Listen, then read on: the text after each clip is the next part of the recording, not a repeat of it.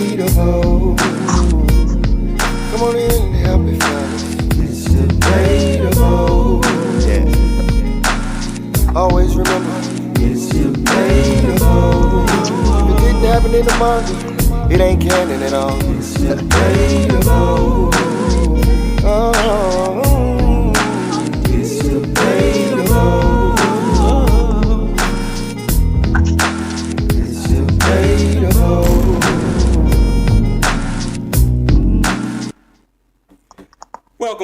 Welcome once again to the DebatableAnime podcast, where the truth hits hard like a Bagua blast. Y'all know how we do it every week. Yeah, Bagua blast. You don't know what it is yet, unless you're a One Piece fan. Then you know what a Bagua blast is. If you've gotten to Wano in One Piece, you know what a Bagua blast is. You gonna know what it is soon enough. Just keep hanging on, man. You about to see that Thunder Bagua in a little while. But you know how we do it every week here at the DebatableAnime podcast, bringing you the most up-to-date news in the anime world. Bringing you every week some drops from the wonderful world of Gibor, the book that Chris is still working on. Right, still working on. Gonna bring you some great anime content in the future. Maybe some manga, some live action stuff in the future. Some video game stuff. You never know. This thing's gonna be huge. Gibor, Legacy of the Watchers, book he's working on. Bringing you some drops from that every week. Got something for you today as well. Also bringing you something new that we released last week on episode 40 of the DebatableAnime podcast. Anime Jeopardy. Anime Jeopardy. That was crazy. We got some pretty good feedback from that, so we're going to try to do it again today as well, replacing our infamous tier list, bringing you our Anime Jeopardy today as well. And last but not least, bringing you each week the most outlandish hot takes known to man. How y'all doing today? Everybody doing all right? My back hurt. As I'm going through this little monologue, I know everybody can look at his face and probably tell. See, there's no food on the table. Yeah. He has this big jug of water, his canteen of water, and then there's this look on his face. You can probably tell something was wrong with Chris. His back is hurting him for some reason. I'm old. Got Ty on the line over there. Everything good over there, Ty? Yeah, we good over there. Good. Awesome. Everybody's good. Good to be in the house. What happened to your back, man? I guess if you... Of course, in the chat, drop a one if you can hear us, if you can see us. We appreciate everybody doing that each week. You new to this, always chiming in, let us know that we can be heard and seen on other channels. So we appreciate that. But yeah, man, how did you hurt your back? Oh, that was the OLD. Yeah. I thought you said O as in like OH, like O. No. Oh, you OLD. That's how you hurt your back. My back. There's no other explanation how it hurts back. Have you tried G's? No, it's better than what yesterday. Yesterday I was all locked up. It won't fun at all. All right. It's just O hit you and then it was just like the realization of age just hit and then you're just like, oh. Yep. So it's... No, I got handed some glass and I grabbed it wrong and twisted it wrong while I had it on my shoulder. When Elvis handed you that piece of glass. Mm-hmm. Hey, that's the thing. If you're gonna do any physical labor, as far as like income generation, if you're gonna actually be handling heavy equipment, then just expect at some point in your season of doing this heavy physical labor and heavy lifting, that your back might actually feel it at some point. Oh, yeah. It's probably likely going to happen. It is what it is. I mean, it's hard to get away from it. You can watch all of the lifting videos and do all of the things and take all of the classes and courses and be as mindful as you want to be, but it's a point in time where you're probably going to tweak your back. I mean, that's just the reality of the situation. It happens. Especially when you don't work out and you're a little out of shape. Yeah, that contributes to it as well. That does not help at all. Like, if you're going to be doing lifting, you got to be in shape. Otherwise you're going to feel it. You're just going to be doing yourself a disservice. But you're one of the people who actually work out and keep yourself in shape. No. Not at all. He answered that so quickly, like, I'm not even going to let you play that game. I'm not going to let you lie. Nope. Now, when I started back, like, doing little daily workouts and stuff, I was fine. Then I slowed down on it, and now it's like... To fill Ty's spot, Ichigo is in his spot. Can you reach up real quick? I'm not touching around and grab? No, I can't. Because now you're trying to be funny. That's fine. I'll do it. Even if I could, I wouldn't. Pop Ichigo figure here. And where did you say you got these from, Ty? The Pop figures? I was in. It was a bookstore. It was like a bookstore in Seattle, Washington. Seattle, Washington people. On the other side of the darn nation. Other side of the nation. So y'all, shout out to Seattle, Washington, bringing it back all the way over here to the East Coast. Some Pop figures. Pop figure Ichigo. And you got a Pop figure, Geralt. Geralt, yeah. Geralt of Rivia from The Witcher. Yes, Geralt of Rivia from The Witcher. But man, hope your back gets better, man. We praying for that back to get better because it gotta get better. Oh, yeah, it's gonna get better. Yeah. This ain't the first time. It'll be all right. Yeah. So y'all all out there to know the words of prayer. Oh God. Pray his strength in the Lord. Yeah, he got to make that money. It's offering time. It's offering time. Y'all drop your ducats in here. Yeah, but that's good. It's good. Hearing your voices, seeing your faces is good. And anybody else that's coming into the room, we can give y'all a little more time to come into the chat. Of course, as always, if you're watching this on Facebook as well, give y'all a little time as well. And if you're watching this after the video has uploaded, let us know what you think about what we're doing. Let us know how you feel if you haven't already. Letting us know what you think about the Jeopardy game that we did last week. So yeah. Let me pass out. There you go. Love. All right, so this week we're going to be talking about best side characters in anime history. The best side characters. Now we always talk about the protagonists get so much love. We always talking about our Naruto's, our Luffy's, our Goku's, your Ichigo's, right? Your Izuku Midoriyas. We always talking about them. They always get love, no matter what. Love-hate relationship for some people, but they still get plenty of love. But today we're going to be talking about the best side characters in anime history, right? Just talking about their support, where they stand up to protagonists, how do they actually, in the story, where they line up in the story, and the love that they receive versus the hate they receive. All those good things today on the DebatableAnime podcast. So y'all let us know as you're coming into the chat what you all think about side characters. So what are some side characters y'all can y'all come up off the top of your head, some side characters y'all can think of that actually would, fit in today's discussion about like best side characters in your opinions? You had them on the thing. I would throw Vegeta in there. Exactly. Because he had one of the most significant character developments in all of anime. When you think about where he started, from pure evil to what he became. Yeah, that's a fair assessment.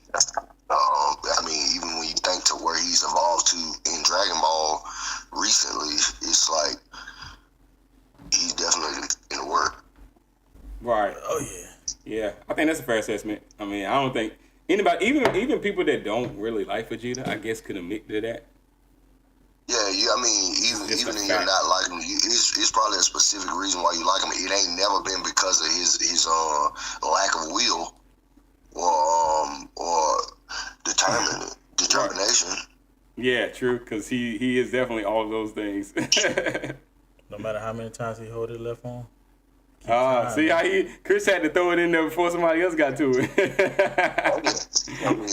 he does nothing else, he gonna hold it. But it's great. It's great. He's able to endure, withstand a lot more than he used to before having to grab hold of it. So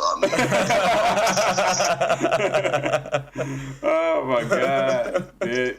It's funny how like Dragon Ball Z, you got those little staple moments like positions, body positions, like hold the left arm, Yamcha in the crater, like balled up in the crater. I got to the episode yesterday. CJ was watching it, and I was walking there, and it was where Vegeta was training in the during 300 times gravity. Oh really?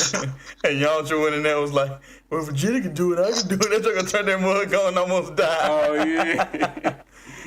I was just like,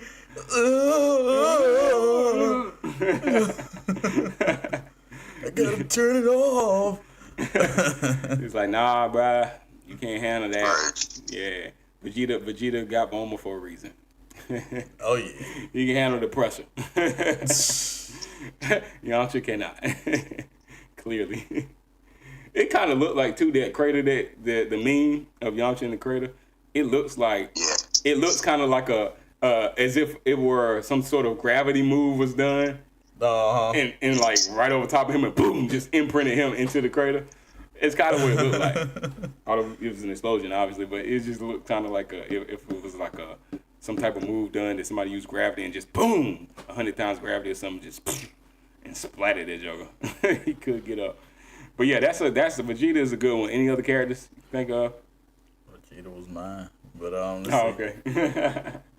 Oh, is that what you said? You were talking about the thumbnail. Yeah. Oh, okay. After watching My Hero, you can say Bakugo is a strong number two, like Bakugo. I mean, once you watch the last season, you'll understand why he's who he is. Yeah. Because he's a vital part of their success. Yes, 100%. And yeah, by the way, if anybody's watching this and you've watched My Hero Academia, like season 8, the final season, if you've been watching it, let us know what you think about it. Because we've been watching, and I'm pleased with it. But Katsuki Bakugo, definitely a contender for like a best side character. He definitely is pulled, especially again like you just said, season 8. I feel like one of the greatest side characters of all time. Yeah.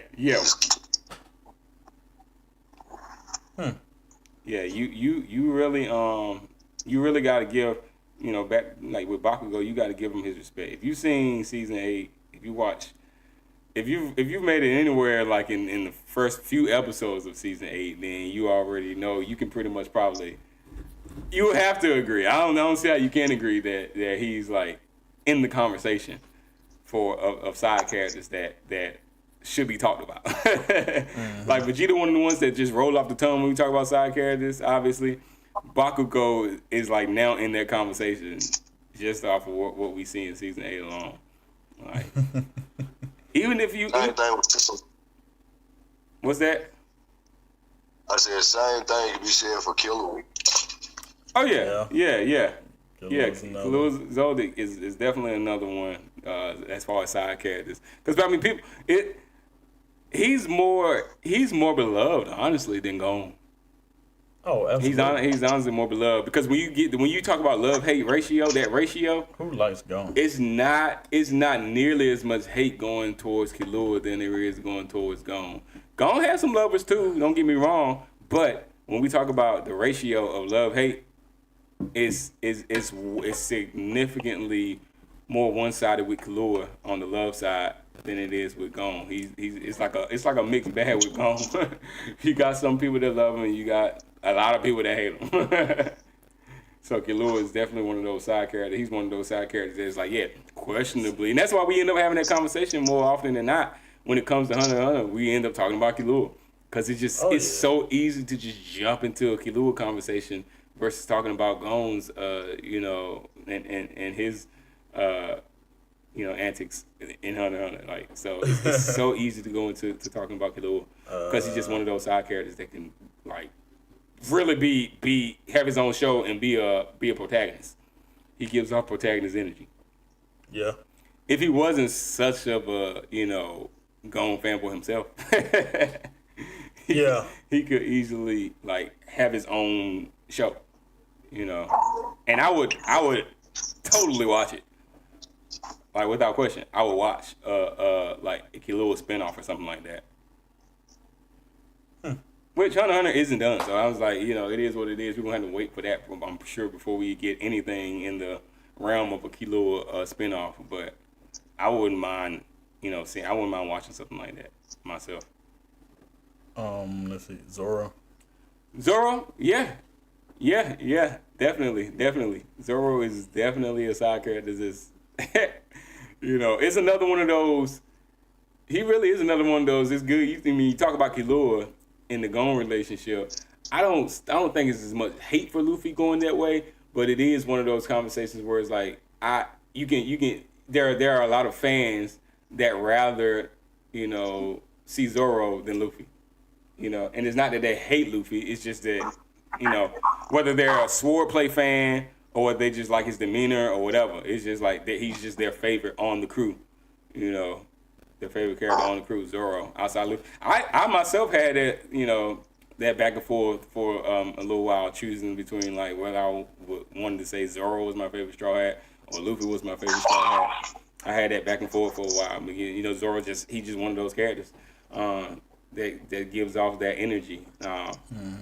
And not to say I would definitely. I honestly would rather probably see a Killua spinoff, but I would watch a Zoro spinoff. He could still hold his own as far as like a main character. He could hold his own. And for me, that's the one gripe I got with Zoro. I feel like a lot of the shine he get, for me personally, I feel like, man, we could have watched some more feats from Luffy instead of watching some crap with Zoro. He's the side dude. Like, you know, he just don't excite me enough. Like, because it's like he's got a limited skill set. Like, outside of big sword play, he's pretty much Samurai Jack with hockey.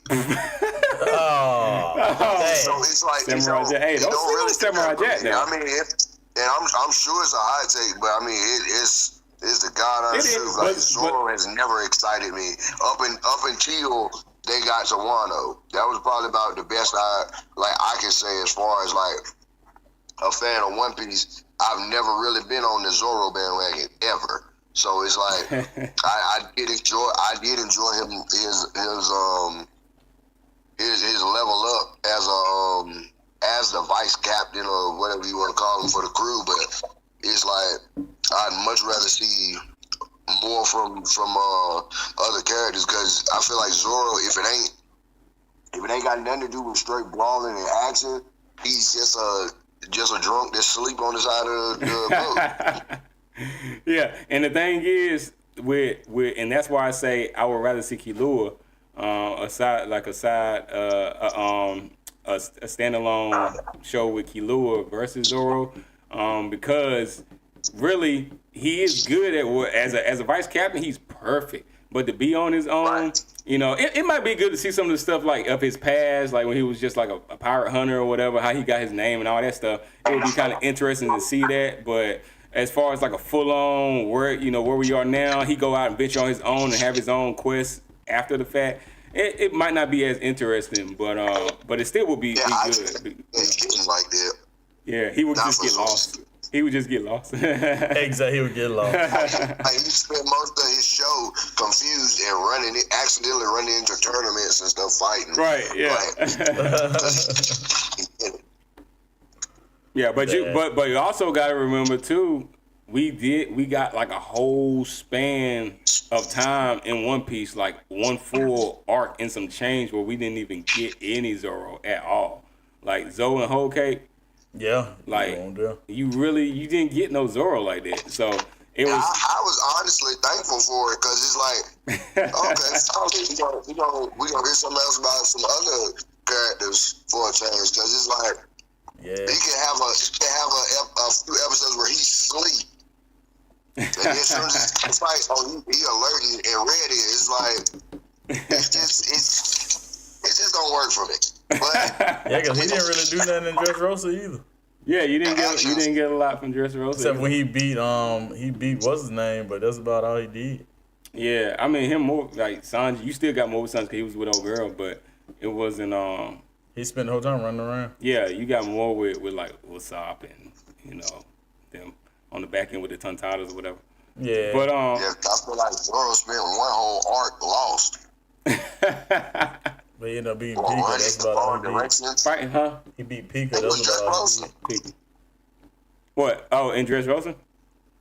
I think it was Dressrosa. He just ran for most of the episodes. Yeah, that's what I'm saying. Yeah, he was running the whole time. The Tontada was trying to get him to where they're supposed to be at for the battle or whatever, but he was lost. Yeah, and I feel like he missed the spot like 5 or 6 times on the way there. Dang, I can't even remember that. Yeah, she kept calling him an idiot. The little Tontada one that woman kept calling him an idiot. He kept going the wrong way. She was trying to tell him to go one way. He was like, "You don't tell me where to go," and he'd go wherever he wanted to go, and he was wrong. Yeah, it'd be wrong. Yeah, I do remember that. Yeah, and she yelling at him the whole time. And that's like a little. Comedic, because of course Zoro is a more serious, base character, but You know, it does. I don't know why they chose that to be like, you know, a part of his character, but it does add some comedic value to his character and like lessens the severity of his character. But it's just weird that they chose that to be like his terrible sense of direction, like an overly terrible sense of direction. His character would be more of that escape person, but I feel like Zoro, he either, like I said, out of the scene completely, or he there for the serious part where the action is. Where the action is, right, yeah, and the action is definitely that, and that's why I say I would enjoy seeing some more backstory, because the Zoro backstory to me, as far as the Straw Hat Crew is concerned, it's kind of one of the weaker backstories in my opinion. And Zoro is like a weaker backstory, and it's more generic. Yeah, and I feel like I don't really care for it. I'm like, yeah, it's gotta be there's definitely more to the story that we haven't gotten yet, and I'm interested to see kind of like what that is, you know, per se. So I don't know. I just think that would be interesting to see. So because Zoro is one of those, he's a side character. He's a good side character, but I think there's more there. Like Sanji and Hokage, we got more. Yeah. From Sanji, and it made me appreciate his character more after the whole Hokage saga, you know, because we actually got more in depth behind his backstory. Like, even though his backstory off the rip with Zeph, I liked that. It was already good. It was already heavy. It was good, you know. But after Hokage, made it even heavier. Exactly. It gave me more appreciation for his character. But I feel like we haven't gotten there with Zoro yet. No. You know. You're right. So, but yeah, he's definitely still a side character to talk about, you know, in his own right. So. It's still a good one to be in the conversation. Another side character I like is a Sherpa. I like her too. A Sherpa. Golden Kamuy. Oh, Golden Kamuy. Oh yeah. And I was gonna say her, but I feel like she more of a liability than anything else. Like, cause you gotta think, look how Tsukumoto pretty much risk his life every episode just to keep her from being murdered or kidnapped. Yeah, I guess Tsukimoto would be more the main character for sure, but she seemed like she kind of got it's like it's a sharper story through Tsukimoto's eyes, because she's really a side character on her own show. Right, I guess you can say that. I guess that makes sense because she does. I guess that's what it was. Like I would have said Guts too, the same thing, because Guts is a side character really, because all the way through that whole scenario before you get to the eclipse. Mm-hmm. Guts really a side character. It's from his point of view, but yeah, I don't know. Is it because they go? I mean, he ain't running the show. Like, you got a lot of history with Guts though. Like it's following him heavy though. Still right from his past when he was a kid and all that stuff, right? He hit a couple times when he was a kid. I'll show you a couple of scenes and stuff. Okay, yeah, I mean, but Rivers really head honcho guy. Yeah, it's like I guess so. His story kind of. That's an interesting take. Yeah, but yeah, Sherpa is definitely if you're looking at her as a side character, it's a good one because I mean, like we said, it follows her heavy. Like her story and things surrounding her is pretty much all about her. She's like the key factor in the story of Golden Kamuy. Like she's like a key character. So yeah, she has her comedic moments too. But she starts off, I guess, as more of a little serious character. But then, as she softens up Tsukimoto and stuff, and as their relationship grows, it's kind of like a, father-daughter, I guess, type of relationship, as time goes on. So, yeah, that's definitely a good one. I wasn't even expecting that one, but that's actually a good one. A Sherpa from Golden Kamuy. If you haven't watched Golden Kamuy, as I said, I recommend it, but I recommend it with warning, because there are certain episodes where you're like, "What is going on here? Like, why did they do this?" Get ready to see some man buns, not the way you think.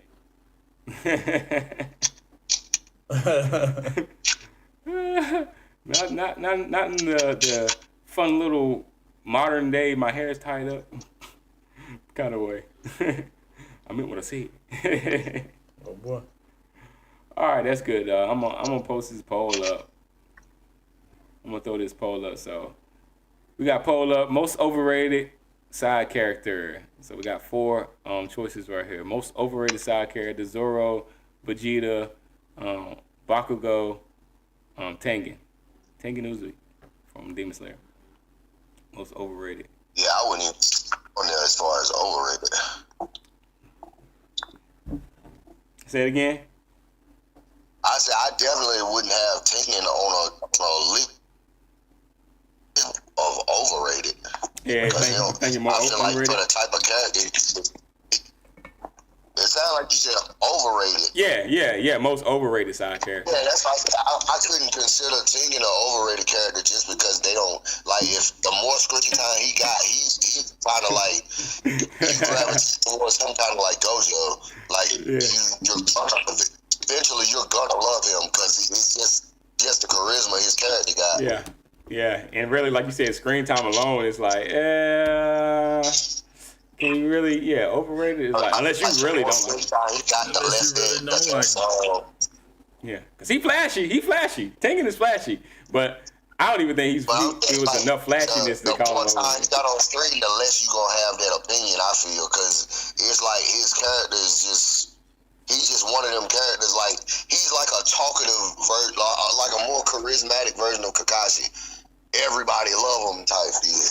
So, yeah, I mean, anybody say that, it's probably because of his cockiness and arrogance, but I mean, he back it up for the most part, especially when he had both hands. Yeah, I was gonna say, when he had both hands, like, he could back it up. I just think, I don't think he got enough screen time really for me to say overrated. Me personally, I don't think he got enough screen time.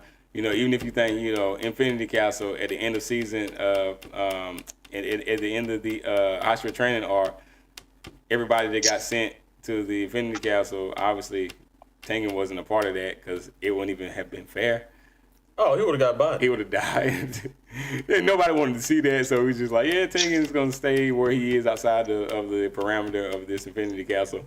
And so it's like, we're not even going to we know for a fact we're not getting Tengen no more. It's like, it's over, it's curtains. Like, so it's like, he get to live at the end of the day. In the Swordsmith district. What's that? I said, unless they make him one of them robotic arms like they did on Iron Fist. Oh, yeah. Yeah, like they did on Iron Fist, right? Yeah, but Zoro probably, like, we just had the conversation with Zoro, like, more than likely. Vegeta, you can make a case for Vegeta, I think, too, as well, as far as, like, being overrated, depending on how much you love or hate him. In Bakugo, I probably would have said Bakugo, like, because Bakugo's had love throughout the entirety of the My Hero Academia series. Bakugo has had love, like, even outside of manga readers who kind of knew what was going to happen ahead of time. Bakugo's been getting a lot of love, but I don't think it was deserved as much. I wouldn't say it was deserved as much as I would now, seeing what I've seen in this final season. I wouldn't even have said it was deserved. So a totally different character this season. Yeah, he is a totally different. He's literally a different character. Like, after you see, like, you watched it, right? Yeah, you seen what happened to him. Like, if you saw what happened to him last season, then where he is this season, you like, oh yeah, this is a new man right here. He ain't even the same person. So it's a completely different spin on Bakugo's character, and you get so much. He's grown. You can just his growth took me by surprise. Like, because what of Bakugo has been that hothead character, and that just Vegeta level character. He kind of reminds you, as far as like his demeanor and how he, like, his actual, like, mannerisms and stuff. It kind of reminds you of Vegeta, like how he move, and then like the attitude and all that, and then how that is like in relation to Bakugo. Of course, I wouldn't compare Bakugo to Goku at all, but it's just how he deals with the main character. It's kind of similar. Yeah. It's kind of similar. And then he still has that arrogant. Bakugo's always had that, I'm the main character. Like, he's always had that energy and that outlook on things. Like, no, y'all just the side characters. I'm the main character. This is my story. No. Similar to Vegeta, where it's like, I'm Prince of All Saiyans, and like, you just in my story. It's that same vibe, but and how he interacts with the main character is like is different. Of course, Vegeta, after he switches over, he's still he's still that greedy personality, but it just he interacts obviously with Goku differently. Same with Bakugo. I think he just finally had that awakening in this final season, and you can tell the relationship with Bakugo. He may still try to give off that tough guy persona, but you can just tell the respect level that he has for him now is completely different, and their relationship is like never going to be the same. because he's grown. It just is what it is. As a character, he's grown. So, respect for Bakugo. Most definitely respect for Bakugo. All right, but yeah, I'm gonna leave this poll up. So, anybody that's joining us, jump into the chat and jump into the poll and let us know what you think. Of course, this episode is about best side characters. Let us know what your best side character is. Jump into that poll. Get active. Let us know what you think about these most overrated side characters: Zoro, Vegeta, Bakugo, or Tengen. You over there doing some water breathing, fire breathing, stone breathing, sound breathing, first, fourth, second, third, fourth, fifth, sixth form. I don't know if y'all can hear it, like chat. If y'all can hear Chris over here,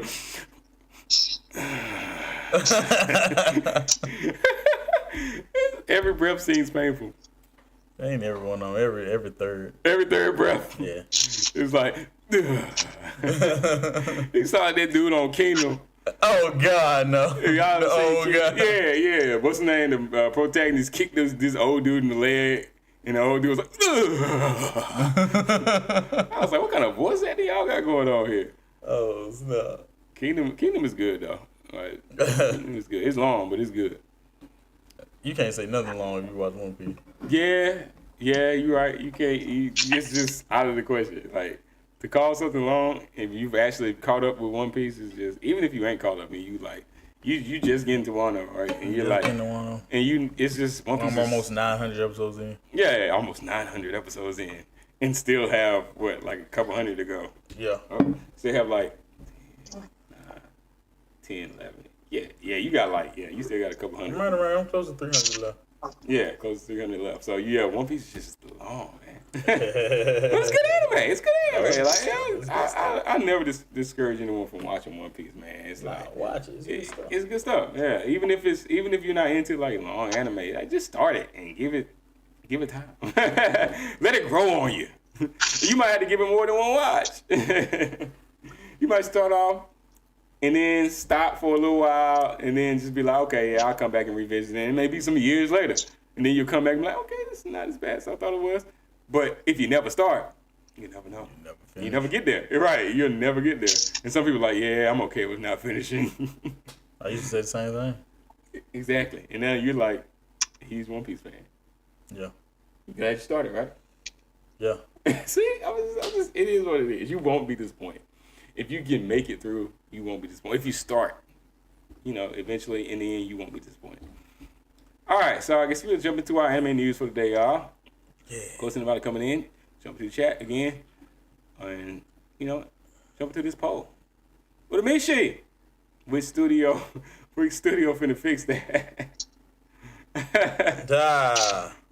Which studio? Yeah, Wit is on. What's another one I've been watching? This Wit animated. Is Spy Family Wit Studio? I think Spy Family is Wit. Is it? Okay. Yeah, I think Spy Family is Wit and Who you with? Cloverworks. I can't remember. I don't know. I've been watching Spy Family as well. If y'all haven't, Spy Family season 3, I'm loving it. Spy Family season 3 is really good because they doing like backstory stuff on Twilight. Anya is always I have forgotten. It had been so long. I have forgotten how lovable of a character like Anya Forger.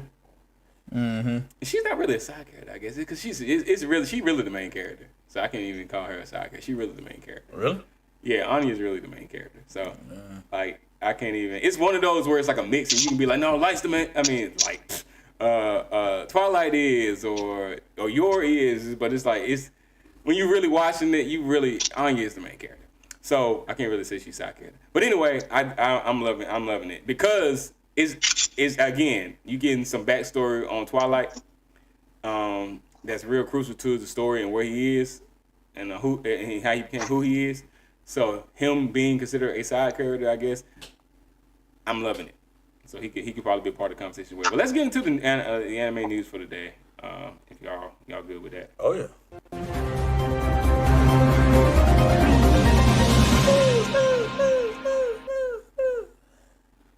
Alrighty, getting into some anime news for the day. What do you think, man? What's some more overrated some side characters that you can consider. We've named like Vegeta, of course, Zoro, everybody that's on the poll, of course, we named. So what are some side characters that you can think of that are could be considered some of the best side characters, like be a part of the conversation? All right, getting into the anime news. We got some Code Geass news, y'all. Some Code Geass news. It's been a while. Code Geass returns. All right, God, new anime for Code Geass, y'all. All right, major news for mech and political thriller fans, anime fans. Y'all definitely are gonna love this bit right here. Sequel? Oh, it's definitely sequel. So the Code Geass franchise officially announced a brand new series today for the 20th anniversary titled Code Geass Hoshioi no Aspal. This is not a remake, right? It's a completely new chapter in the Code Geass universe with a brand new protagonist and a tone that looks much closer to the original series. Sunrise has confirmed it follows the post-Lelouch timeline, which already has fans debating whether that's a W or an L. Yeah, I know, right? Yeah. Either way, Code Geass is officially back, and the internet is already going crazy over what this means for the future of the franchise. Right. So people definitely talking about this because they don't really. A lot of people don't want to touch the Lelouch timeline. They want to just keep it as it is. Right? They don't want to touch it at all. I know. Because this is like we're talking about post Lelouch, so this is getting back into the main story, the main line. So it's like, what are we gonna get? Y'all about to do some I don't know, some what do they call it, multiverse type stuff? Where y'all about to touch Lelouch, or y'all gonna leave him alone? Boy. Yeah, because many fans want the Lelouch timeline untouched. So, which I can see why. So I can see why, but Just say Sasuke. I mean, he's gonna be a part of the conversation, love him or hate him.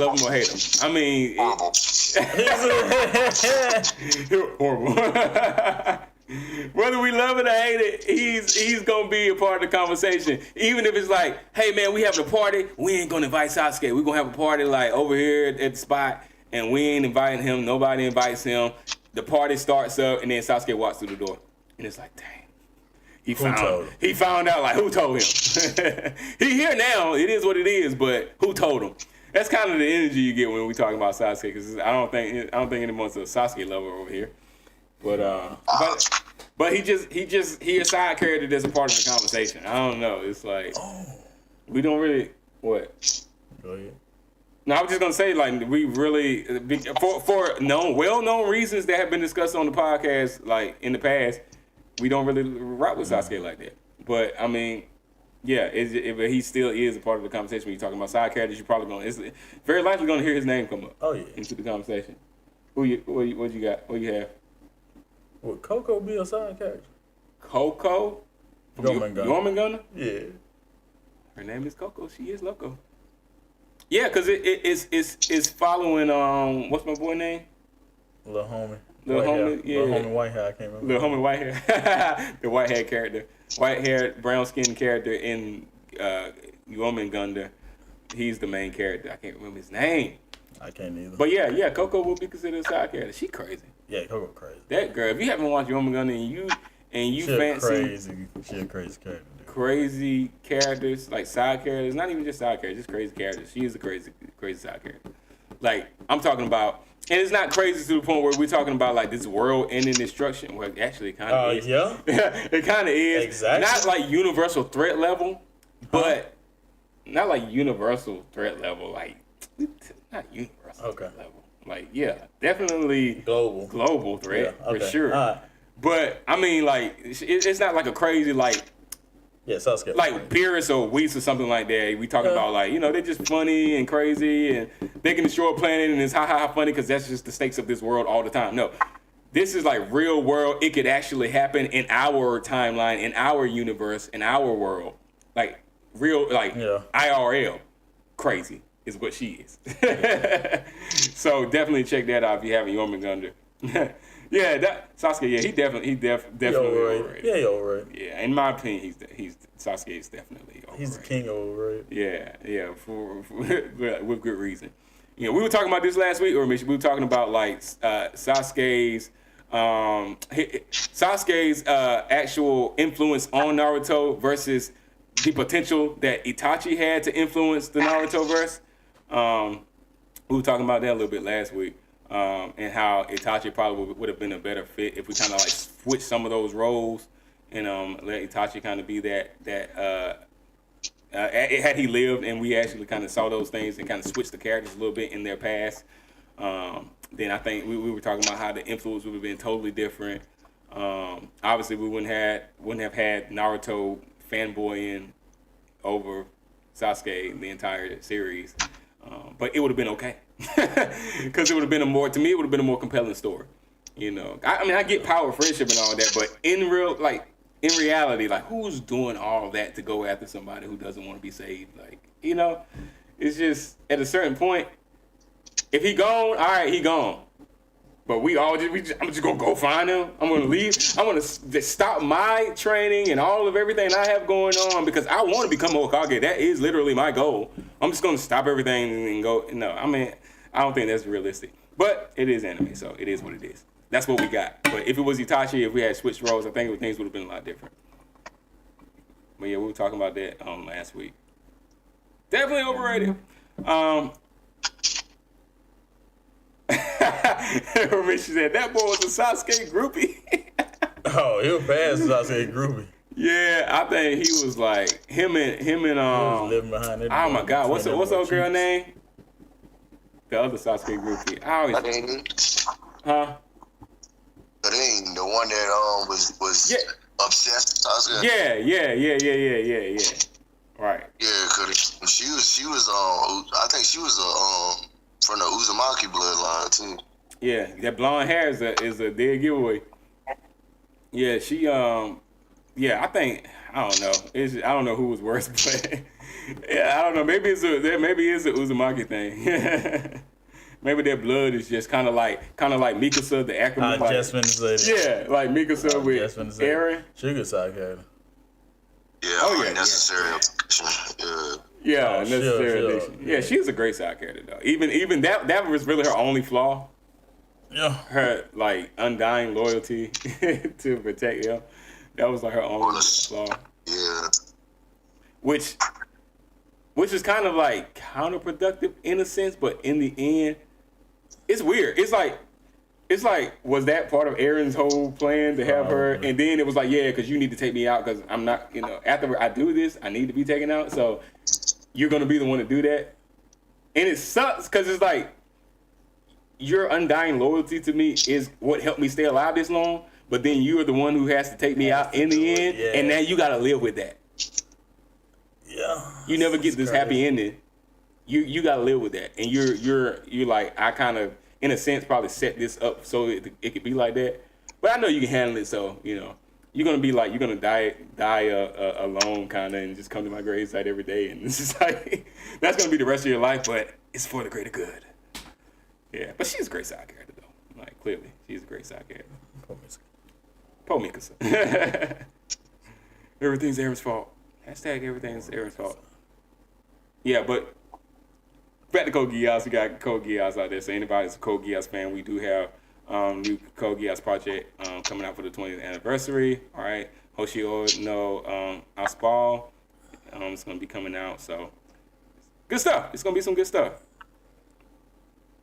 So and one thing that I was thinking about too is like what since the political climate has clearly changed since the original Code Geass.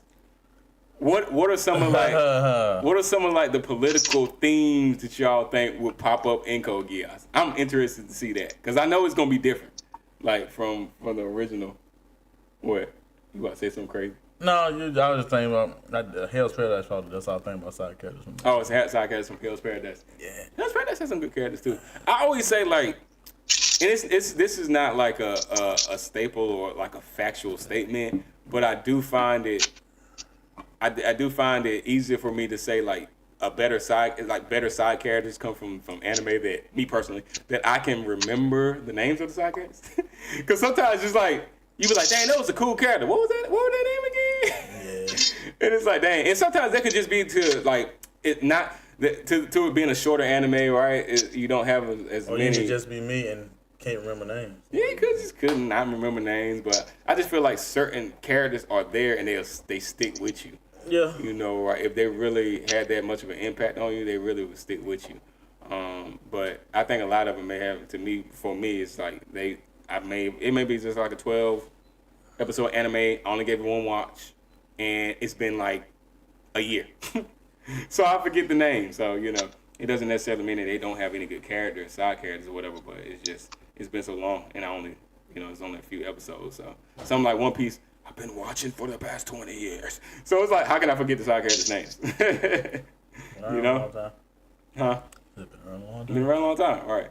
And speaking of One Piece, we got some more One Piece news, of course. I always got to give credit to the OP. So One Piece, right? Deep into the Egghead arc, we all know that, which is the first saga of the final saga. The anime has been praised for massive animation upgrades, of course. Toei has really been flexing on us with this new animation styles and stuff they have. Gear 5 level energy, right, in some scenes.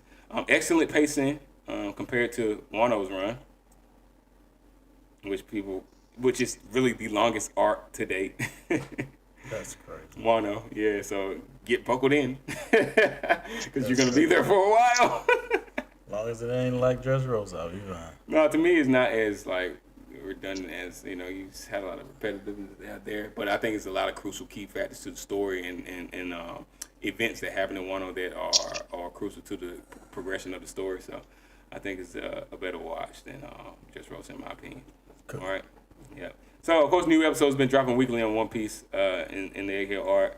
I think the latest, of course, aired today. The arc is approaching major moments that will break the internet without spoiling anything, right? You got giant lore reveals, major world changes, character returns. That's awesome. And one of the biggest incidents in the series is history, right? In Egghead. So I think you're going to love Egghead.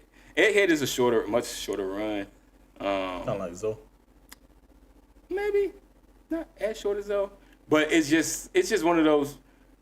I think it's full of a lot of like flashbacks and stuff, and kind of filling in a lot of the past pieces. It's stuff going on in Egghead, but I think they were just there. They weren't there a long time in Egghead, so it's filled in with a lot of like. There was time for them to kind of have somewhat of a little downtime, if you want to call it that, but more so time for backstories and like getting you caught up in a lot of the history and lore for certain characters and all that stuff. So you're gonna get a lot of that. A lot of the stories gonna start coming together in Egghead. So that's fun. Gotcha. Right. Of course, why is it trending the Egghead art? So fans are saying Egghead is the best anime has looked in years, which that's arguable and debatable there. But some people are saying that manga readers keep teasing that the anime audience is not ready, and being that I've looked at some of the manga and of course watched some of that One Piece talk. Shout out to them. So you're getting into that stuff. You get a little bit of ahead in the story than where the story currently is in the anime. So I can understand why a lot of the manga readers are saying that the anime audience is not ready for what's coming because it's getting crazy, real crazy. Also, social media is filled with countdowns for upcoming episodes, and the arc is directly sets the stage for Elbaf, which is one of the most anticipated arcs in One Piece history. Obviously, Elbaf. I said it last week. We've been seeing Elbaf all throughout the One Piece series. We've been seeing hints of Elbaf, right? The Viking, the Nordic lore that we get, Norse mythology and stuff. So we've been getting a whole lot of that throughout the series of One Piece, and now it's all gonna come to a head once we get to the Elbaf arc. So, yes. Nice. All right. So, and I'm not sure when it's gonna start, but I don't know. I'm guessing Elbaf may start, especially the way they're pushing things out, and I guess they're gonna start having less hiatus. Not gonna be doing that as much. So I don't know. We may finish in 2026, so maybe 2027 we may get Elbaf. I don't know. Y'all let us know what y'all think about One Piece. Like, when is the Elbaf? I mean, you may know. Like, if you're still there, like, y'all know when Elbaf, we're gonna get animated Elbaf arc. Like, let us know when that's gonna be dropping, if you know. All right, we got some more news. AI dubbing backlash. Oh boy. Amazon walks it back. So what went down is that what essentially went down is that Amazon Prime Video was recently caught using AI-generated English dubs on certain anime titles. Banana Fish was the biggest example, if you've seen that. So voice lines were stiff, it was glitchy, unnatural. Fans recognized immediately that it wasn't human voice actors that they were using.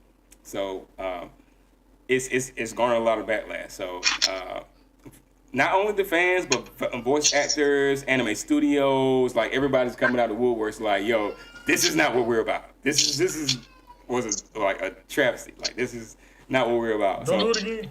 Prime Video actually removed the AI dubs completely, right?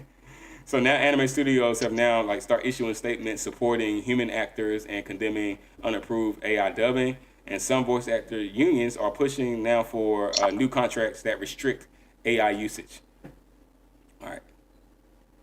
And of course, this isn't just a one-off story, but it could reshape dubbing in the entire anime industry. And we've talked about this as well, right, on the pod, right? Like how Toei Animation came out and was like, yeah, we're going to be using, they admitted that they were going to start using AI. And that was way earlier this year where that came out, news came out that they were one of the anime studios that said that they were definitely going to be using AI. Didn't really describe how they were going to be using AI, but here we are. This is a good example, starting off with voice dubbing to see how that goes, and then probably going into the actual animation process in the future. But I think it's interesting. Like I said, we talked about this last week about how studios, not just the studios themselves, but how it would have to take people coming out and together and voicing their opinion to say we don't want this, Yeah. right? And just be like, no, we 100% support the voice actors. Try to maybe get into legislation and try to get some laws and stuff in place to counter some of these things going, because as we talked about currently, there's really nothing that's stopping these animation companies from doing this. No. From using AI and using the voices. There's really nothing stopping them. Even using the current voice actors as the basis for their voices, for their voiceovers. There's nothing really stopping them from doing this. So we talked about that, and then here we are a week or so later, and we're getting backlash from a project on Amazon Prime with that exact thing. So it's interesting, but it's saying that studios may start requiring no unauthorized AI dubbing clauses. I understand fans and unions are drawing a line in the sand, so to speak, on AI, and that companies may be forced to publicly commit to human-only dubbing. So that's going to be interesting to to see these things actually start to come into play, and see how far it can go. Because like Ty was saying last week, I think about lawsuits and stuff coming up. We're probably going to be seeing a lot of that, in the coming year. I would at least say the coming year, might be the coming years, because I think this is something that's going to be long-standing. I don't think it's something that's just going to be like, oh yeah, the voice actors and the studios and the fans came together, and it was like a kumbaya moment, like a My Hero Academia moment, like all of us came together as heroes and stopped the evil AI, and we never heard of it again. I don't think it's going to be like that. I think that this is something that we're going to be fighting for some time to come. So I think it's a battle worth fighting, in my personal opinion. So I mean, what do y'all think? Do y'all think AI should ever be allowed for anime dubbing, or do y'all think what do y'all think? I think it's inevitable in some capacity. Yeah. So basically, you would say you would watch AI dub content if it was good. If it was good, I don't see why not. I mean, it's there. If it's entertaining, that's what you're watching it for. Yeah, that's fair. That's fair. But then, like we said, well, do I think it'll be a negative content or some type of negative backlash to it? Oh, absolutely. Right. But it's here. Yeah, it is. So either you're going to regulate it out or it's going to be there. Yeah, and it's still so new. So I think that's the thing. Of course, we shy away from what we don't understand. And we shy away from things that are new in many cases. So I think it's just going to take a little while. It's not going to be, that's why I say I don't think it's something that's going to be resolved in a year. It's going to be something long-standing. But another thing, about as far as when these companies, these studios and stuff use AI voices, use actual voice actors' voices to train like the AI on their work, do y'all think that the voice actors should get royalties or something, some type of compensation for that?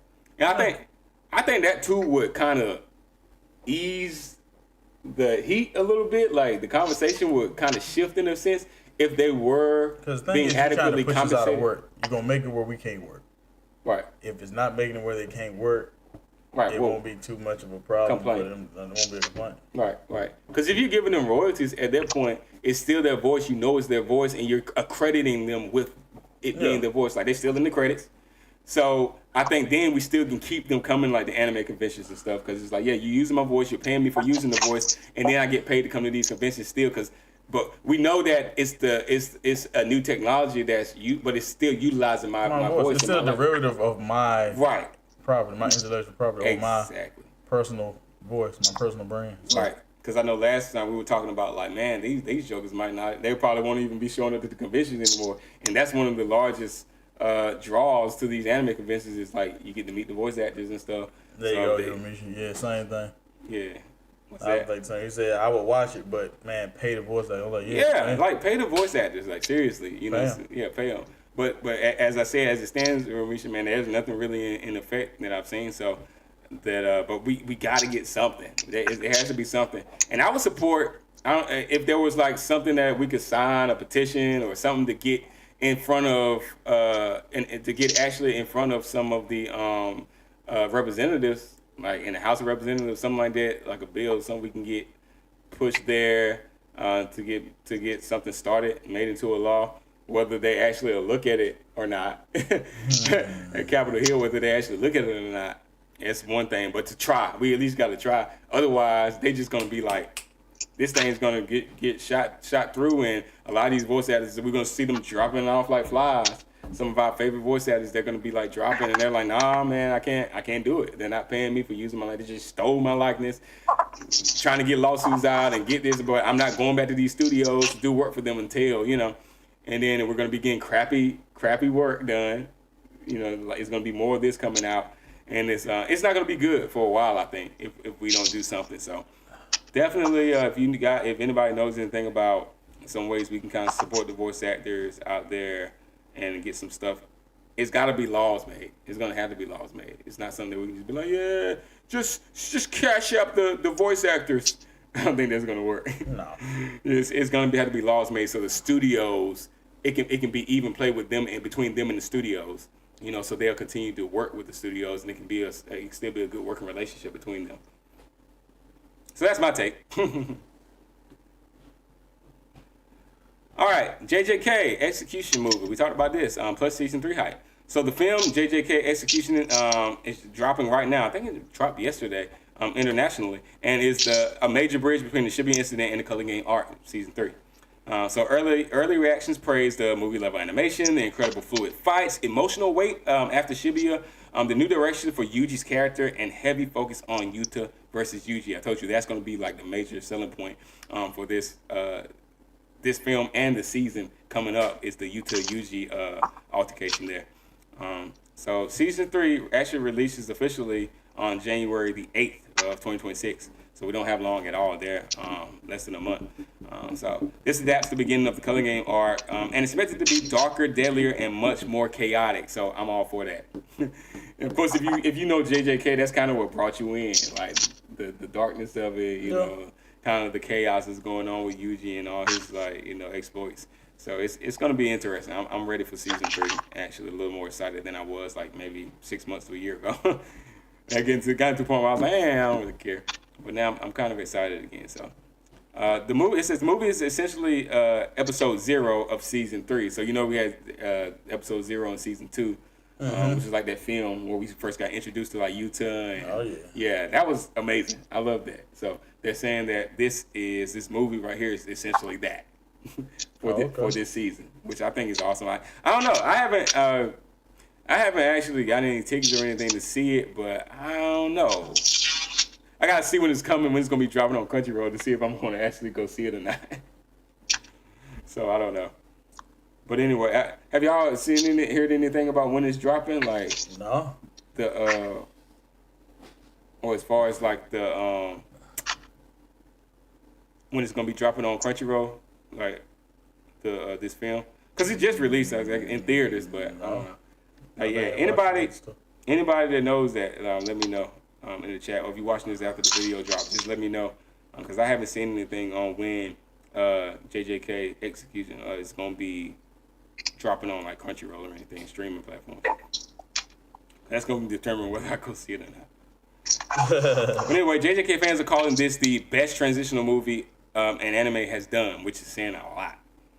Yeah, that's a big. That's a tall statement right there to make. Yeah, that's a big stretch. But they are JJK fans, so makes sense you would say that. Yeah.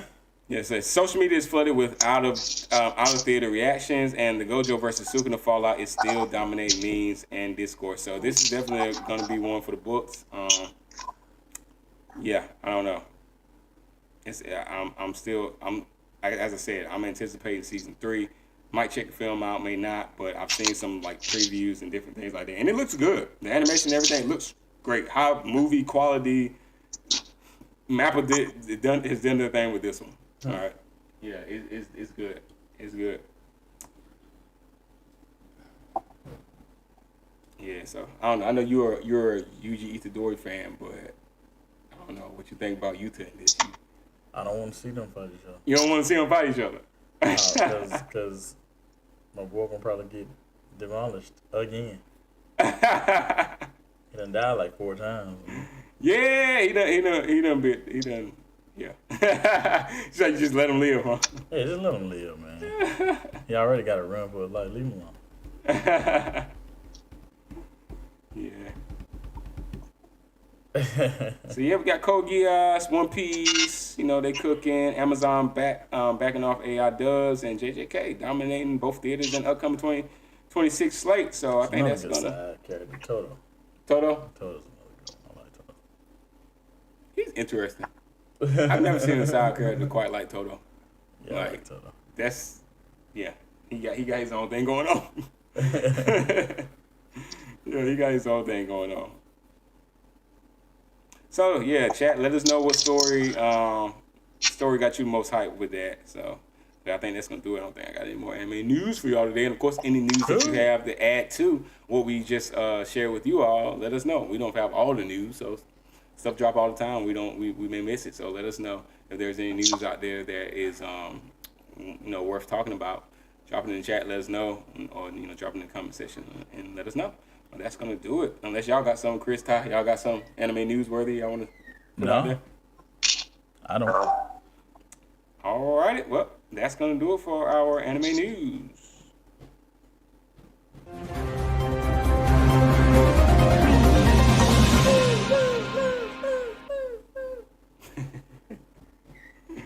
Love it. Say what? So what's my boy name from Death Note? Death Note? My little creepy guy. What's his name, man? Ryuk? Yeah. The Shinigami? Yeah. Ryuk. Yeah, he another funky side character. Oh my god. Yeah, Ryuk is. I saw that joke first. I was like, that joker scared the piss out of me. I was like, what is it? Eating them apples. Yeah, he's interesting too.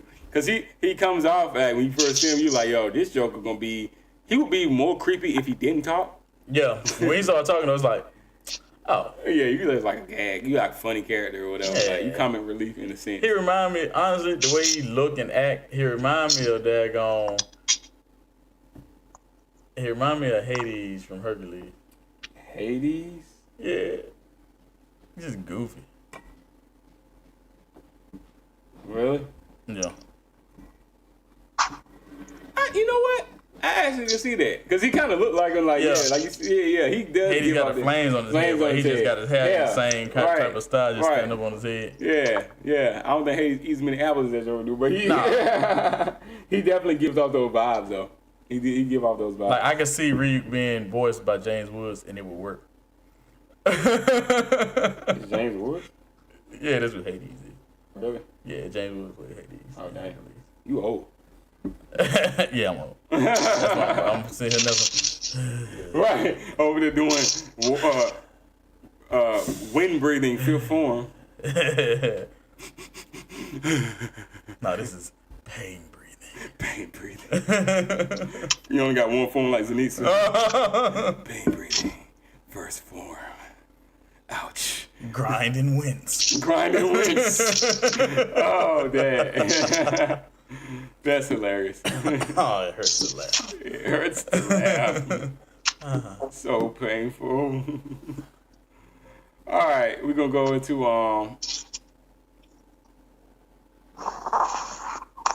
He said, Ramesh said, I gotta see them fight before then I'll ride with them. Yeah. You remember said you ain't gonna have him out there in the front looking silly. Yeah, right. Y'all ain't gonna even fight for your own stuff. Yeah, I got you. But yeah, let's get into. We got another good boy drop for y'all today. Chris, if you wanna, while I'm putting this up, you wanna just kind of let everybody know what this actually is that we're gonna be revealing to them today. Okay, it's another faction reveal today from the world of Gabor. The world of Gabor is an expansive world where the biblical giants have come back to terrorize the earth once again. There's a former preacher turned survivalist turned giant killer. In this world, they are called prophets. He is the main prophet. He goes out, he slays giants, he slays the non-humans. There are several different types. You have the basic Nephilim, who are the fallen ones, who are the actual angels come to earth. Then you have the shifters, who are children of fallen angels and humans. Then you have Gibor or Giborim, which are humans who have genetically modified themselves with shifter DNA to become hybrids, monsters within themselves. Then there are Stainlings, which are basically humans and shifters. So yeah, Cool. it's a lot of different genetically modified soup creatures going around everywhere. All right. It's a mismatch It's a mixed bag. of DNA. It's a mixed bag. Yeah, it's good. It's cool though. It's good stuff. We've been dropping each week. Last week we did a drop as well. Not a character profile. It was another faction. Another faction drop. So, I mean, really, when you use the word faction, video games and stuff like that start coming to mind. It gets crazy. Like, choose your faction, and yeah, it makes me think of like some RPG or something like that. But anyway, Which one was last week? The Legion. The Legion. Legion of we Descent. talked about the Legion of Descent. Yeah. That was a good one. So if you're interested in that, check out last week's podcast where we talked about the faction known as the Legion of Descent. These are ruthless beasts, okay? They ruthless. The things that they do, it's on a whole nother level. Dark Fantasy Anime, remember this. This is dark fantasy content right here that we're talking about. This book is 100% dark fantasy. So if dark fantasy isn't your cup of tea, then you might not rock with this. But there are other elements as well that will probably draw you in. So give it a chance. Like Ice JJ Fish told you. Not HJJ. Give it a chance, give it a chance, give it a chance. Oh, I'll just show you how old I am. yeah, you talking about HJJ Fish. Wow. That was one of his newer bangers, though, like from a year or two ago. Oh, my God. All right, let's get into this. Let's get into this drop right here, though. Another faction for the day. Let me pull it up on the screen, y'all. Sad moment. When y'all don't listen to Gabor, check it out. All right, let's pull it up right here. All right, so this is a long report. What I'm gonna do is I got the full report listed on the screen here, but Chris gave me a summary of this report, so I'm gonna be reading from the summary. But you're more than welcome to skim through this as you're watching and just get some of these notes, take some of these notes yourself so you'll get a little bit more insight and detailed description on this specific faction, so you can get the full, description of what they're all about on the screen. After the video's over, just pause the video and read it for yourself. Say what? So after the video's over, just go back and pause it and read it for yourself. If you watch this video after it's already dropped and you're not watching it live, then of course you can just, pause the video, take your time. I'm going to be scrolling as I'm reading through the summary, So y'all just listen along. If you want to just listen to the summary, that's cool as well. But anyway, here we go. Summary. Field report on the Anakim. TID. All right, so the Anakim are a centuries-old shadow faction, born from the ancient cult that raised Anak. And Anak is... He is a royal shifter, so his father is an actual angel. All right, and this is who we know as Paul. All right, Yeah. we did a character profile on this character, like maybe episode 37 or something like that. The DebatableAnime podcast. Go back and check that out. He's a very key character in this story. He trained Mace how to kill giants. Right, he trained the protagonist Mace. Yeah, yeah. So they're the cult that raised him. After Anak's disappearance, most cultists broke from his father and declared, Anak the rightful heir to a divine bloodline. So over generations, this splinter movement evolved into a global network with two parallel arms, right? Religious zealotry and technocratic infiltration.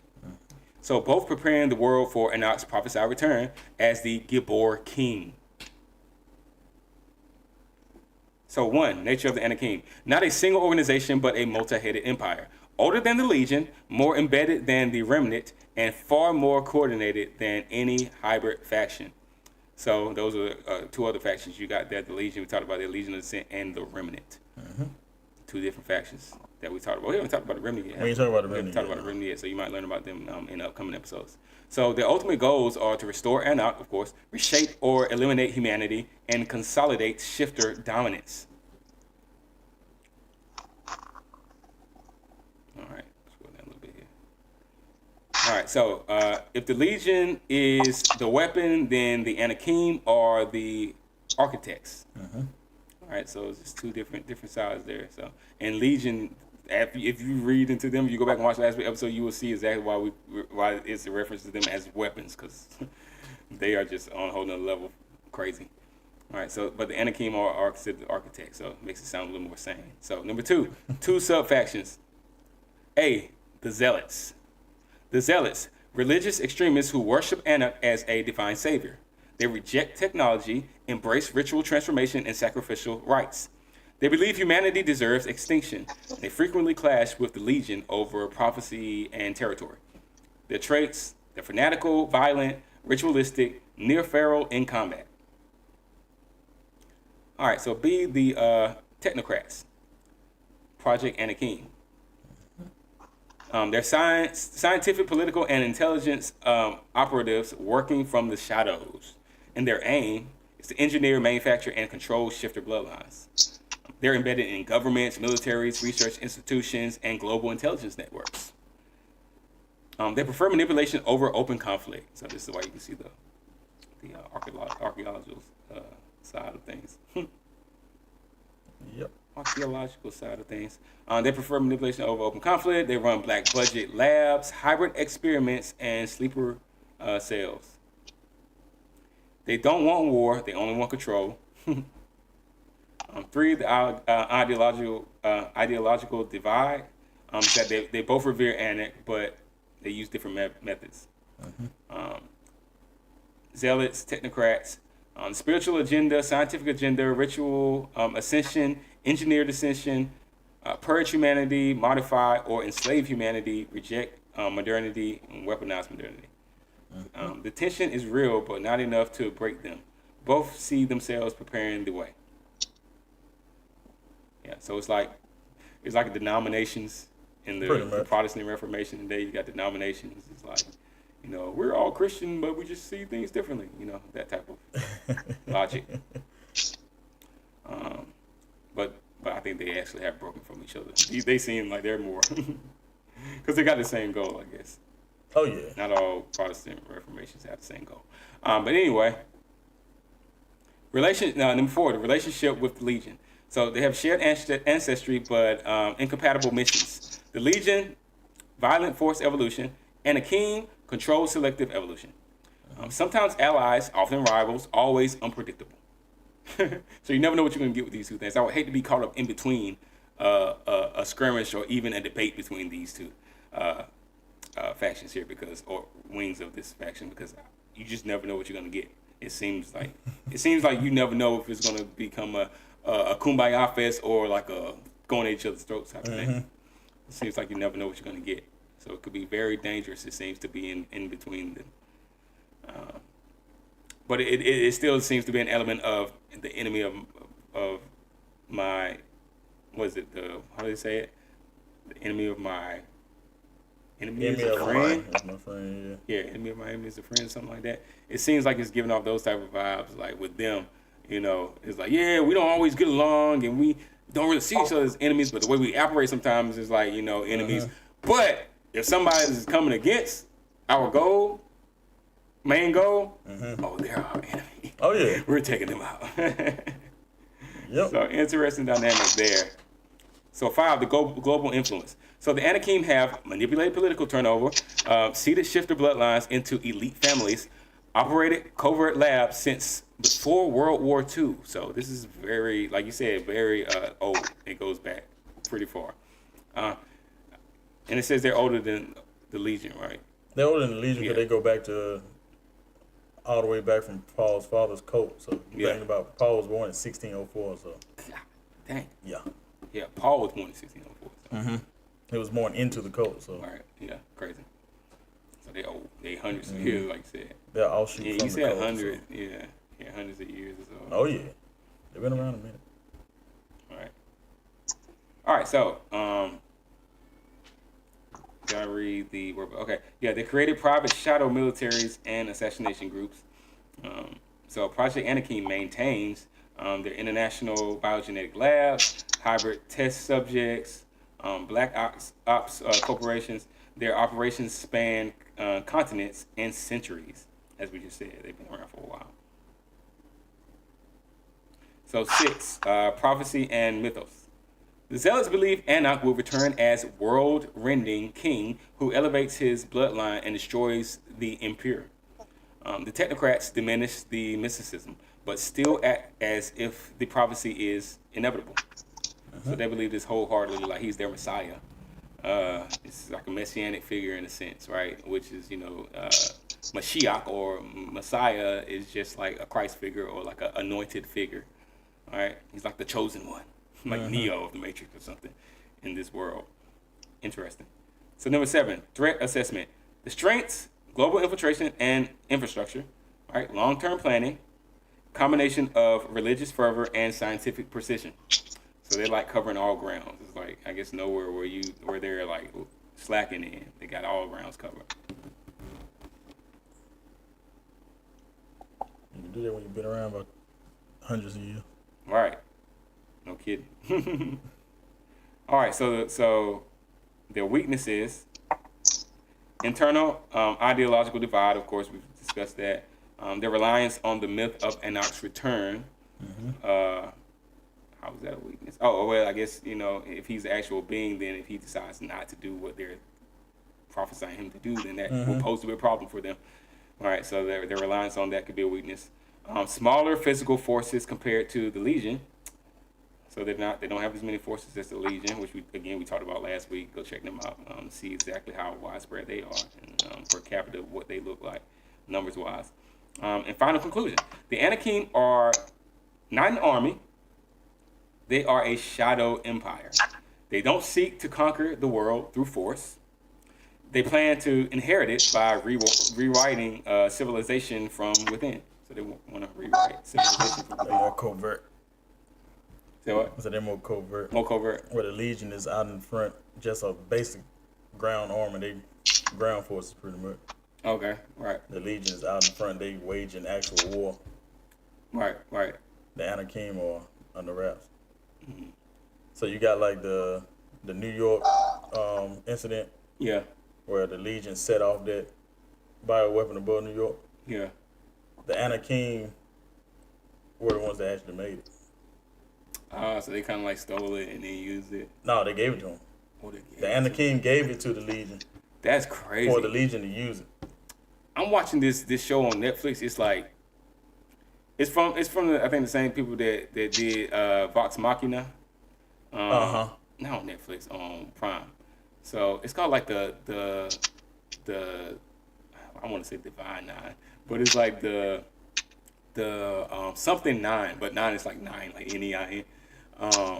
But they're this ragtag group of same thing as Vox Machina. This ragtag group of like different groups of people. I say people, but you got the whole dwarfs and then you got all these different. They all different races, and they come together for this one goal or whatever. But it's really well done, just like Vox Machina is. But it's kind of like that. Like the beginning shows them stealing this artifact that is like crucial to the story. Right? This artifact, and then these groups steals it, and then this other group's trying to get it back. So that's like the whole thing. And this reminds me of that. A big game of keep away. Yeah, it kind of reminds me of that. Like when you're talking about this bioweapon, it's like what?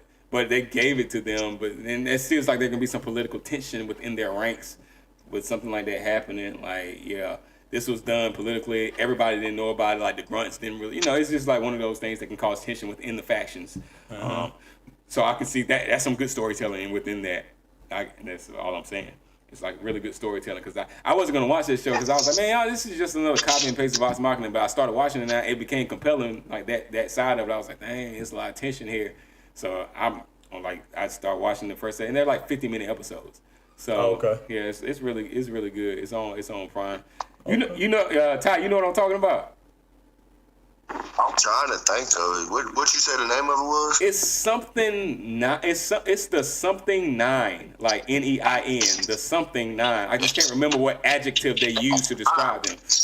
I keep wanting to say Divine Nine because, of course, Divine Nine is a thing, like the Greek sorority fraternities or whatever. But it's not divine. It's the something nine is what the name of the show on Amazon is.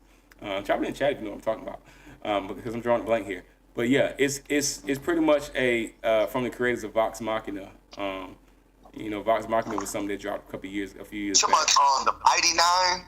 The Mighty Nine, yes. Yes, okay, the Mighty Nine. Okay. Exactly. Yeah, that is a good one. Like, I started it, but I stopped as soon as the first episode was over because I'm waiting to binge it because it's they only on episode 5. Yeah, 5 to 8. So right.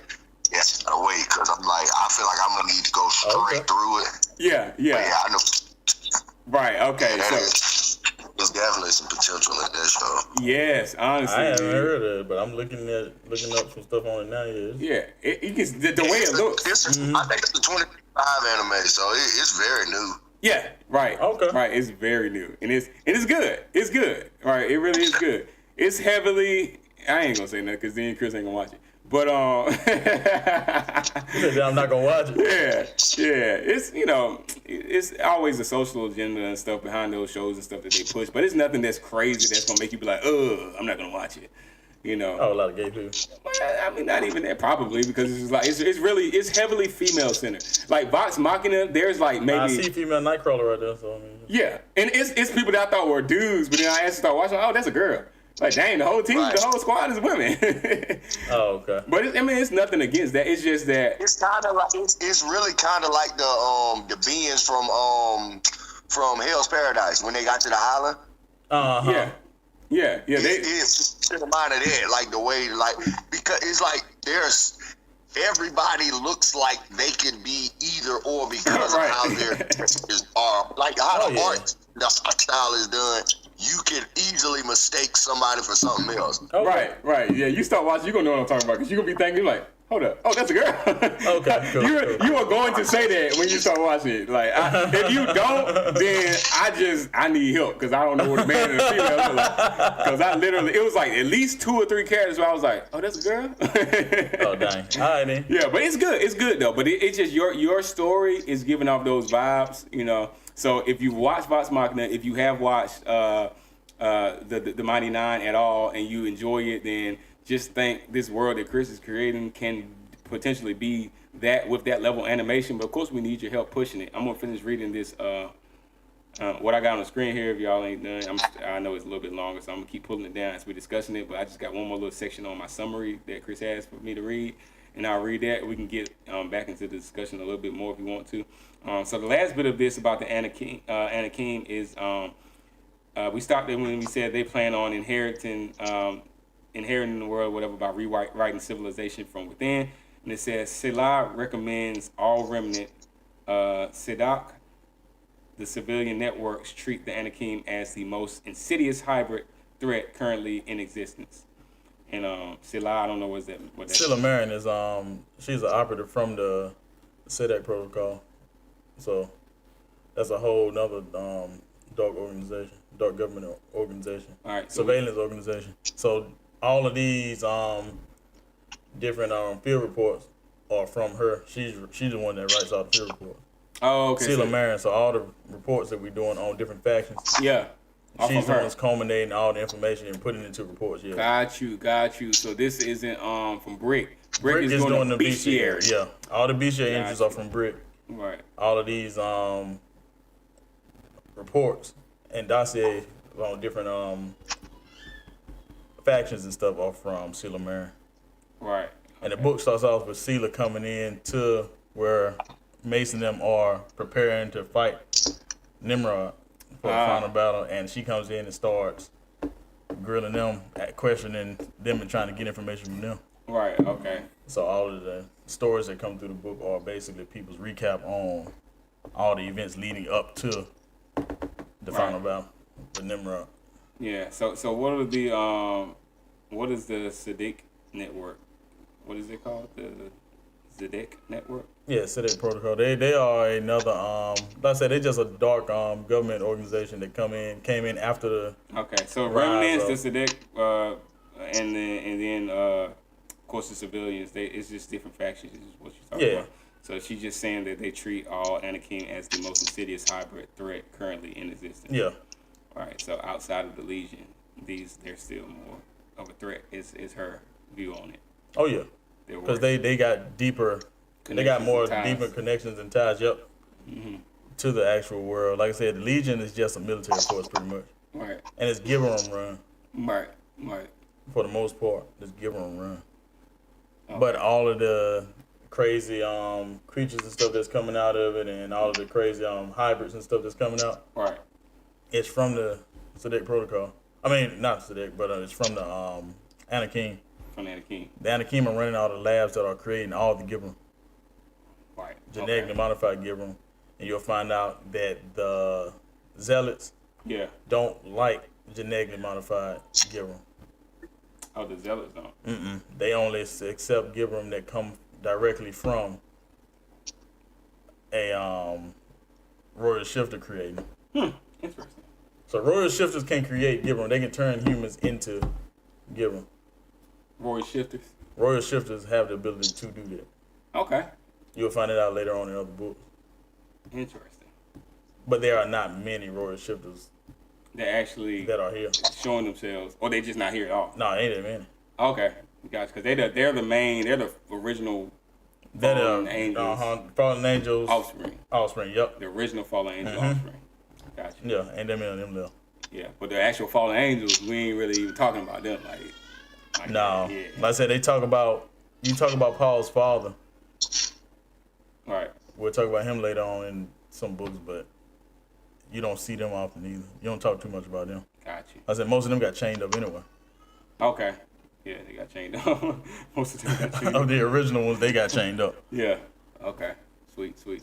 Okay, sweet. Yeah, that's but that's what we are, people. I mean, all of this intel, this information, of course, Chris is still working on getting it all compiled so it'll be of course easy to find. But as of right now, y'all tell y'all each week if you want to learn more about it, if you want a lot of this information sent to you or shared with you personally, then you can reach out to him to see if that's possible at GibourWorld@outlook.com, the email, or you can go to the Gibour World Discord and chop it up there.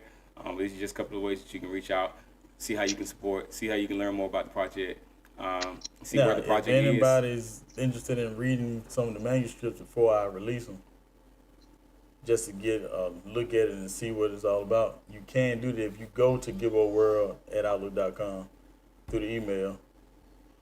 I'll send you a copy of the manuscript to read over. Awesome. Yeah, and a couple of the short stories. Yeah. And as you said, the book is potentially going to be a compilation of those short stories, right? Or Oh yeah, the first book anyway. Yeah, first book. So again, this is going to be a concatenation of different books, like over a series of time. So this is not just going to be a one-off and then that's it. Like, this is going to be something like, that you'll be seeing a lot of. But we got to get it in front of more people. We got to get some help. Again, another thing he was looking for is, if we got any formatters. He's trying to get it formatted in the way that he wants to, have it properly formatted for physical and ebook. Physical and ebook, right? So that's another thing. So if anybody knows a formatter out there that can format his work, his book, ebook, and physical copies, then reach out. Let us know what you got. So again, if you don't want to talk about it here, giveawarworld@outlook.com or the giveawarworld Discord. So reach out there. All right. Anything else you want to? No, I think that's it for the faction today. There will be another faction next week, though. Awesome. It's going to either be the Navi Gabor or I might do the Remnant. You said or the Remnant? Either the Remnant or the Navi Gabor. I'll probably do the Remnant, though. Yes. I mean, it definitely talked about the Remnant. But hold up, we didn't. Oh, we did the Legion. Okay, we did the Legion. The Legion and the Remnant. What about the Sadiq Protocol? Sadiq Protocol. We ain't gonna really talk about them because they, like I said, many people don't know about them, and she's doing the report on all the factions. So, okay, she wouldn't have one on herself. Right. She wouldn't have it. Well, she would have a dossier, but it would be under. It wouldn't be something that would be released. Okay. I said they're a shadow organization, so. Right. That just sounds interesting to me, shadow organization, especially this being like a dark level. I mean, it's probably gonna be novel. It's a novel. Now it could be a comic or a manga. Right. It just depends on who. But right now it's formatted. I'm formatting it as a novel right now. And like I said, I've read some of the work, and it's dope. It's dope. I ain't just saying it because he a cold over here, but it is dope. Now I would love it to be a manga because I love art and I love to draw, but I don't have the time to draw like I used to. Right. So we still at the stage where we're gathering the team and everything together to kind of get this out. But once the book drops, I think it's gonna get in front of more people and it's gonna grow. In popularity, it's gonna grow as far as people hearing about it. So eyes and ears is all we really need right now, but it's not a finished work of art yet, so it's kind of hard to even get that out there to more people. But as more conversation we have about it, and the more anybody has it in their mind, then we can just keep talking. We're gonna keep talking about it until it drops, and we're gonna keep talking about it after it drops. Because again, I see this as being like the next big thing, or potentially the next big thing. As I said, you got Giga out there. He has some work out there that he's done. I think Mark Phillips even dropped something as far as like a work that he created. So it just gives you RDC World 1 year. It just gives you lets you know that ground level just grassroots works of art can become something. And it gives you it kind of gives you like some hope. It's not just big studios out there that are creating good work, nice works of art that people can actually appreciate. So. Definitely gives you hope when you hear about grassroots artists coming out and actually having their works put out there. So this is going to be one of those. So support us where you can. giveawarworld@outlook.com. Even if you just reach out to say, hey, look, sounds interesting. Hope it works out. Just to show some interest. Just to have a conversation. Just to say, hey, look, because when it actually drops, when it actually happens, there may be a Kickstarter or something that starts up. And things that you can actually get in order to support. Like when you support, you might actually get a prize or something like that in the future. We may set something like that up as well. So just so your name will be on the radar, just send the email just to be a part of that initial group of people. So anyway. Looking forward to it. All right. Anything, if there's nothing else to add, then we're going to move on. We're going to move on to our Anime Jeopardy for today. Jesus Christ, no. All right, in the place of our infamous tier list, we got Anime Jeopardy. We had Anime Jeopardy last week. We're doing Anime Jeopardy again this week, different topic. but same Anime Jeopardy. All right. It's in the way we get our point. This is going to be similar, a little bit different as far as how you get double points. Rules a little already. bit easy. It's going to be a little bit easier. If that helps, it's going to be a little easier. It's not going to be as difficult to get that double points this time. I don't think. We're gonna find out though. We're gonna find out. All right, let's see. All right. Ty, you good on that end for a little debatable anime Jeopardy? Yeah. All right, cool. All right, so let's let's get into it. All right, so today, let me pull up on my screen real quick. Then reporter.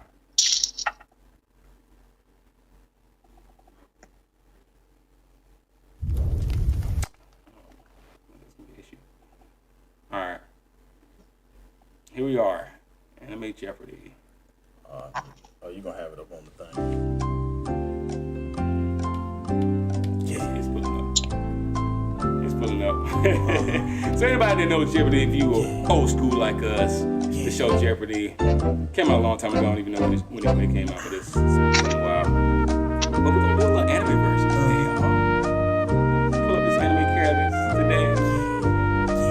Debatable Anime Jeopardy, we got 5 categories that we're gonna go through.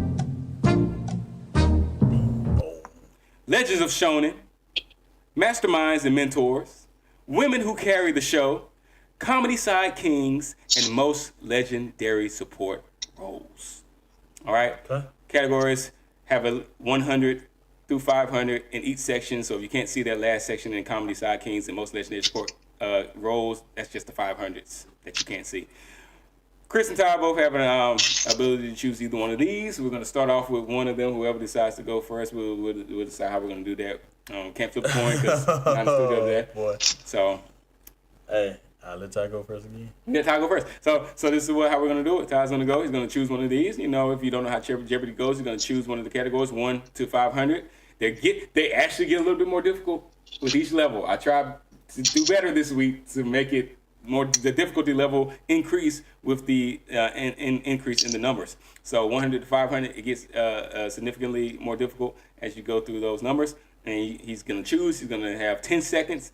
We're going to give the question, and he's going to be able to give what he thinks his response is going to be. And you have to.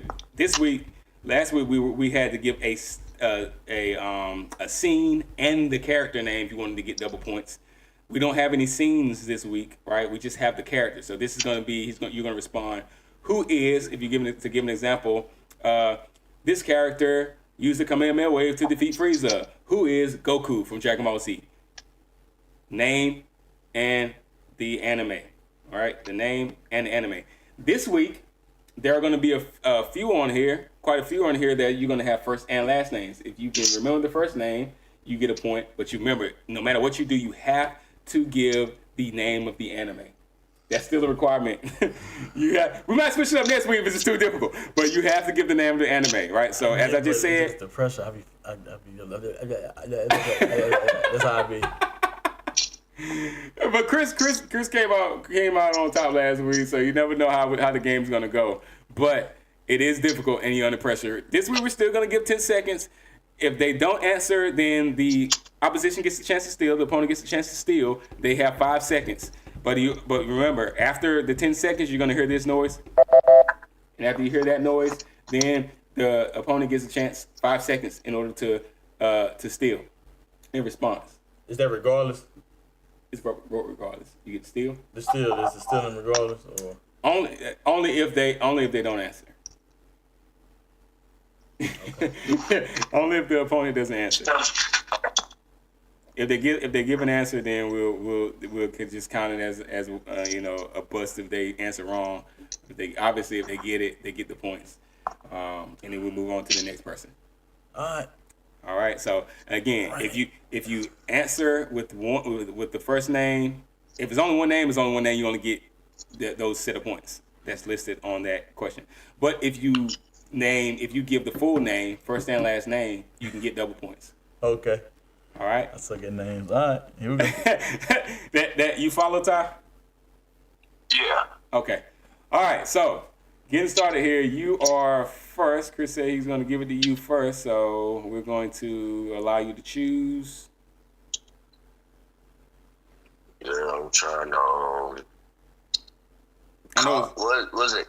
Comedy side teams. Comedy side teams. 500. He gonna start. Oh, we starting off at the top. Okay, we started strong today. We gonna start things strong. And Ty is not with us in the studio today, so we got to give him a little time to be able to read these. Oh yeah, I got YouTube pulled up. I can see it and everything. Okay, all right, cool. So of course I'm gonna read this and then once after I read it, I'm gonna give you a chance to answer, and you can go from there. All right. All right. Let me pull my timer up too. I'm sorry, because I know we did the timer last week, so I want to kind of keep this. I want to keep it kind of similar to what we did last week. Timer. All right. This mischievous fiend loves chaos, insults her friends, and somehow ends up being one of the most unpredictable forces on the team. Go. It's a she. She's insulted. Toph from. Oh no, that ain't anime. I was gonna say Avatar. I was gonna say Avatar. Toph from Avatar, but that's not anime. Yeah. You did. She do a lot of insulting, but she carries big time. Yeah, he did. You did answer. We'll let you steal it, Chris, since it technically is not an anime. We'll let you steal it. So you I didn't give an anime answer, so that's good. Yeah, we'll let you steal it. Steal this one. So go ahead. I'll read it again. I know there was another thing last week we did. This mischievous fiend loves chaos, insults her friends, and somehow ends up being one of the most unpredictable forces on the team. Go. I suck at this. When I can think about insulting people, I'm just say Nami in One Piece. Okay, all right. I know it's wrong, but whatever. He says Nami from One Piece. Let's go ahead and review. I mean, that's an answer. Good answer though. Yeah, it's an answer. So hey, and if you can see it when it comes up on the screen, y'all let me know. Y'all see when it comes up. What is going on here?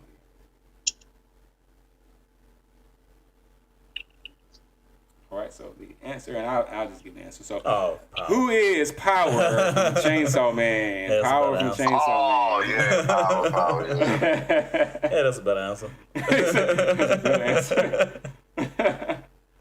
All right. So no one gets a point there. Just moving on. And of course, chat, if you're watching this afterwards, you can play along too. You can jump in the chat if you understand the answer before. I'm not going to dot points if somebody in the chat happens to know the answer and they comment, and then y'all go with their comment as an answer. We're not going to stop you. So play along with us. I would greatly appreciate it if you guys helped. Yeah, we're not going to cop what's off of that. All right, Legends of Shonen for 100. All right, Legends of Shonen for 100. Starting off safe here. Starting off in the safe zone. All right. So, Legends of Shonen for 100. This orange-haired Soul Reaper's best friend is known for his quiet loyalty and ridiculously strength boosts. Go. See what I'm saying? Who is Ichigo Kurosaki from Bleach? Dang, what? No. What?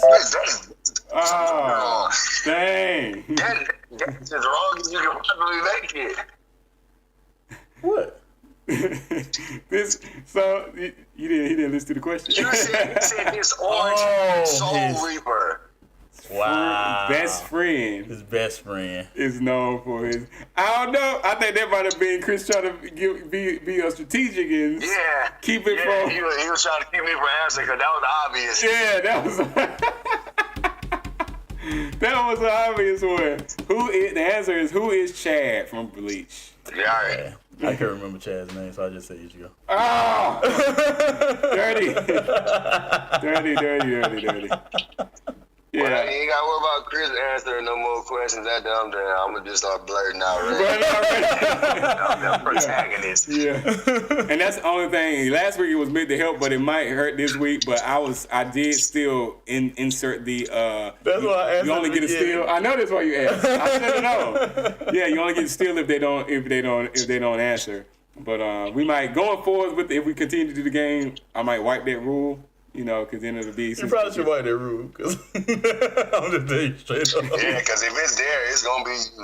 Because I'm gonna say Goku every time. The first name I think of, I'm gonna just say it. We can, if y'all agree to write the rule, wipe the rule, we'll wipe it. But I did it last week. I ended up keeping it there because it was gonna take us probably so much longer I already figured it was gonna take us a long time, being that it was our first time, and then I had hard answers like everywhere. It was all over the place. So if y'all want to wipe it, because I think it can be more fluid going forward.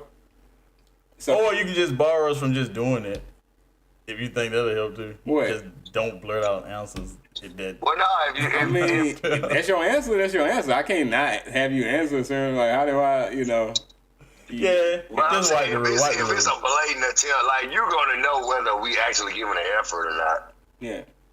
Yeah, but I mean, yeah, I guess that I could like, then we would have to. I would need a referee or something in that stead. So I think I would rather just wipe the rule. You always get a steal. Regardless of if they answer, if they don't answer, the opponent can steal if they want to. You can choose to steal. Family Feud style. Right, yeah, you can choose to steal if you want to. How about that? How about that? Chat, how about that? That'll work. They get to steal if they want to steal. If they don't want to steal, if they know they ain't going to be able to answer, they just like, all right, we can move on to the next one. That'll work. All right, let's do it. That's probably going to be the case. So, Todd, back to you. I'm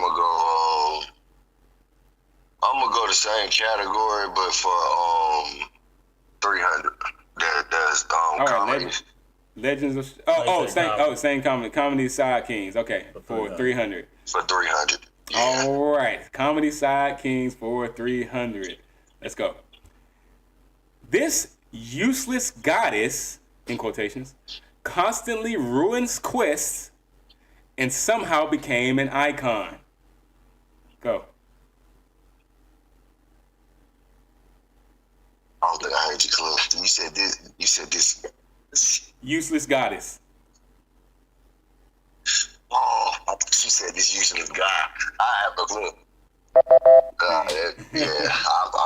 I'm trying to think of a single person, but right. Yeah, I missed it completely. Yeah, that's level 3. All right, Chris, would you want to steal? Just give it. I ain't got nothing. All right. Yeah, and that was another thing too. I don't want to uneven it out, because if I ask the next person, hey, do you want to steal? Then they technically have time on their hands to sit there and be like, I'm thinking of something before time even starts. If you ask them, they just around. So I'm like, I don't know. I ain't got nothing. All right, and maybe once I do the sound, I can automatically start the 5 seconds. And if you don't want, if you want to steal, because you already have those 10 seconds to be thinking ahead of time. Yeah. So just go ahead and I'll automatically start. Once you hear, you got to start. Once you hear this, the 5 seconds already started. You got to answer. So you got to answer or don't answer at all. I got you. I got you. So that works fine. I think that's fair. That works just fine. Okay. All right, on you. On me. All right. Legends for 200. Legends of Shonen for 200. Yep. All right. Legends of Shonen for 200.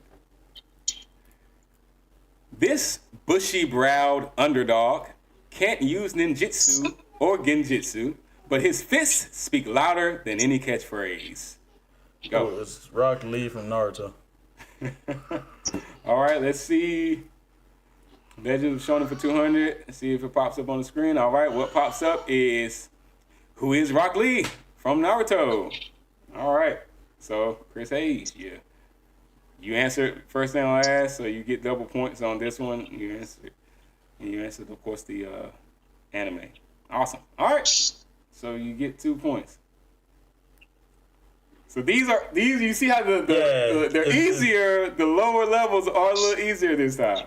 That was easier for me than Chad. I can't remember Chad's name. All right, Ty, it's on you.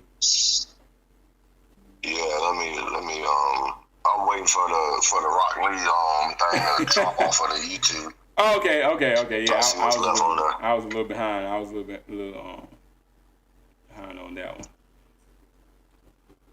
I'm gonna do Legends of Shonen for 300. Okay, Legends of Shonen for 300.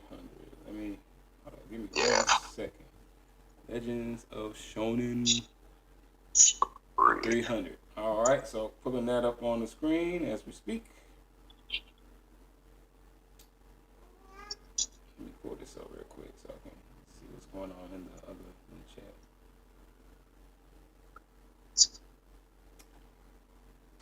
All right, cool. He may be just a swordsman in a pirate crew, but he's already strong enough to cut mountains. Go. Who is Zoro? Roronoa Zoro from the Strawhead crew from One Piece. All right, let's see what we got here. So, and the response is, who is Roronoa Zoro from One Piece? All right. Double points for that one. Okay. Double points for that one. Awesome. Okay. Yeah. Now we got a game, people. I'm liking what I'm seeing here.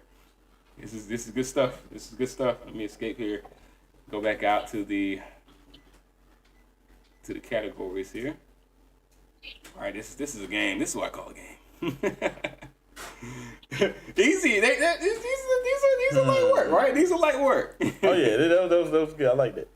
Not too crazy. Like last week was last week was unacceptable. Yeah, last week was unacceptable. Last week was unacceptable. Not at all. Yeah, it was unacceptable. I think I've got a better handle on it now. So. Okay, let's see. Ooh.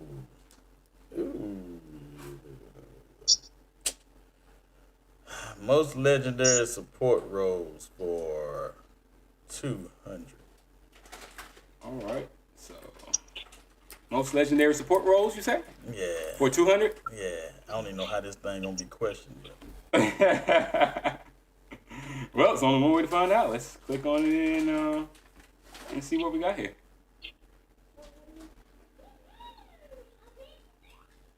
All right. All right, so your clue is she's the scientific backbone of the Survey Corps and the only one who consistently asks the right questions. Go. Who is Hanji from Attack on Titan? All right, final answer. All right. So he answered, who is Hanji from Attack on Titan? And the question is, who is Hanji Zo from the AOT? I know I won't get it all, but... But you answered Hanji, so you did get your first set of points on that one. So you answered this for 200. This was 200, so you get 200 at 2 points. And we are now at a tie. We are now at a tie. Next. I'm gonna go with women who carry the show for 300. Okay. All right. Woman who carried the show. He's already on it. I know it hasn't probably showed up on the screen yet for you all, but he's already on it. On to the next one. So let's get into it. Woman who carried the show for 300. Let's get into it and see what we got. So your clue is, this armored warrior may look gentle at times, but her power and precision in battle can overwhelm entire armies. Go.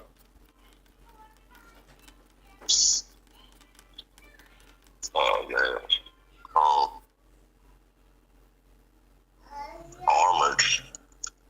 That's what's throwing me off. I have nothing. All right. Yeah, so starts. Yeah, Armored got me. Nope. Was Annie from Attack on Titan? Okay, you answered, but let's see what we got. You were answered like with like 0.20 seconds left. So yeah, the question for that clue is, who is Urza Scarlet Fairy Tale. Urza Scarlet. Fairy Tale. I would have never got that one because I was when you said armored, I was thinking first thing on my mind was Mary Leona from Black Clover. Oh well, yeah, Mary Leona, that's fair. With armor, but she's a beast, so it's like she's never gentle at all. Never so gentle, no. Couldn't have been her. That's why I was like, I have no answer because it's like she's never. I don't think there's an episode where she's been calm and quiet. Right. But anytime like armored, yeah, because you know Urza, all those different forms she has. Yeah. Like, it's her armor. It's her armor. Yeah, it's her armor. So and I just said Anakin was like Titan, her actual body inside the Titan. Yeah, I mean that's fair. So, yeah, they look gentle at times, power position battle all the time. So I was like, all right. And overwhelming entire armies. I mean, she literally did. Yeah. So that wasn't a bad answer. I think it was wrong, but still. I didn't even think of that, but that is that's not a bad answer at all, really. So we're still tied up here. Kind of getting through this board here. We've gone through 6 sections off the board now, but we still have 20 left. Legends of Shonen for 400. 19 left. Excuse me. Legends of Shonen, you say? Yeah. For 400. All right, let's get into it. Legends of Shonen for 400. So your clue for Legends of Shonen for 400 is he perfected 1,000,000% effort long before most heroes ever learned teamwork. Crap.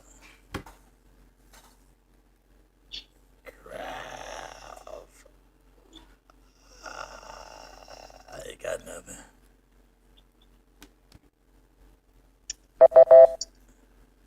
Right. There's only one person I can think of, and I'm gonna say Lemillion from My Hero Academia. Just because he got million into that. All right. Oh, dang. Man, if we were given, I think, hold on, let's see what pops up. So the question that pops up is, who is Bakugo Katsuki? My Hero Academia. You were in the correct verse. You had the right verse. Yeah, in the right verse. Dang. I wouldn't have never thought Bakugo though. Yeah, and it's only because of he pretty much like a prodigy. So the effort he was like already a prodigy, so he was already like top tier hero. That's crazy. From the beginning. But Lemillion definitely was like, that's another good one because he was like looked at to be the best option for inheritor of One for All. Yeah. So they both were kind of like prodigies. Right, that's why I never thought of Bakugo because I was like, nah, they gotta be talking about Lemillion. Yeah, that actually would have been a better. And he is a side character. Lemillion is a side character. Because even without his quirk, he was still getting done. So it's like you already know he's a different type of animal. Right, yeah. And I guess I really was only thinking Bakugo because I was just like, Bakugo. I'm still in My Hero Academia season 8, final season, like on that time. Oh yeah. But Lemillion actually would have been. Oh yeah, I mean he got a legit argument for season 8 for sure. Yeah, but Lemillion definitely would have been a better fit for that one. Like I see that. I really see that. That would have been a really good one. And then he's like less, talked about, so that would have been a good one. All right. Oh, that's on Ty. On you, Ty.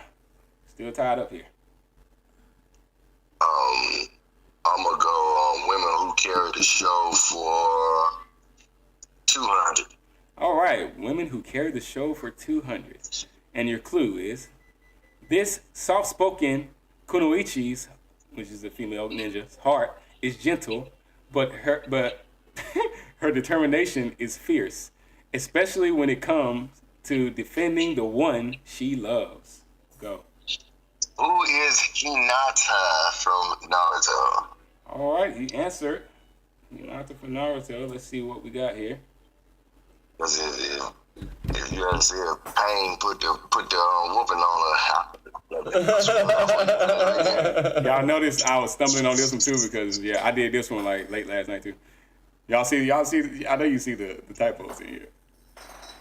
This soft-spoken Golden heart, right? But here, determination is fierce, especially when it comes to, I'm like, dude, really?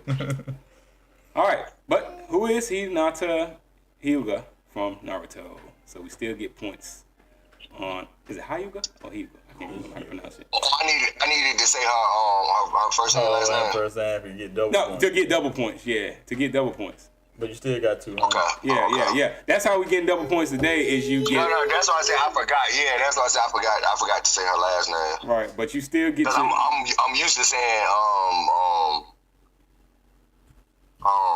dang, Hinata, like just straight up Hinata, It's yeah. like she's rarely spoken about. So yeah. Exactly. Yeah. So Yeah, Hinata is she's definitely Hugo clan though. yeah. Oh, Exactly. 100%. So you saw the other typo, especially when it comes to defending the one she loves. Good guy. You went down south then. I know, right? I forgot that. I put an E on her for here, and then I missed the S on come. Like, what's wrong with me? But you got 200, Ty, so you are up with 800 to Chris's 6.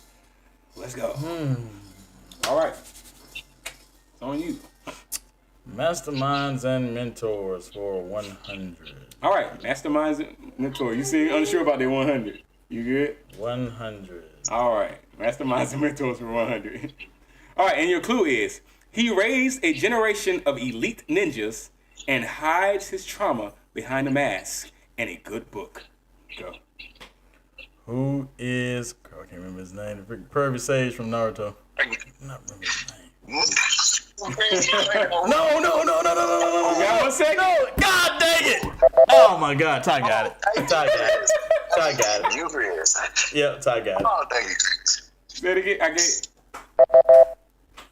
I can't hear your Who answer. is Kakashi Hatsuki of Naruto? Okay. All right. I was I'll waiting for give you it to to say you. go ahead, Ty. Yeah, I got it. Yeah, you good. I didn't know time was running out tonight, so yeah. Yeah, you good. Yeah, you good. After I said it, I knew he messed got up. mixed up when he said book, because Yep. Kakashi is reading the books that Pervy Sage That wrote. Pervy Sage wrote. You Yep, said what was the name again? Go ahead. What? Ty, what was the name again? Kakashi Hatsuki. Okay, all right, He got 200. All right, okay, He got 200. Yeah, you said both. All right, yeah. Who is the question? Who is Kakashi Hatake from Naruto? Yes. Yep. So you After get I the double said it, I points. thought about it. I was like, crap, I messed up. Yeah. Pervy Sage is writing the book. Chris got that one, but then Yeah. I saw thank you, Chris. Yep, Pervy Sage writing the book. Yeah, and the hides the trauma behind the mask. I thought that was like a. Yeah, but when he first showed up, he had a mask on. Yeah. That's fair. But yeah, that's fair. And he raised pain in us. I was like, Right. all right. He did raise the generation Right. too. So I can see how you can get the mix. And that's what I said.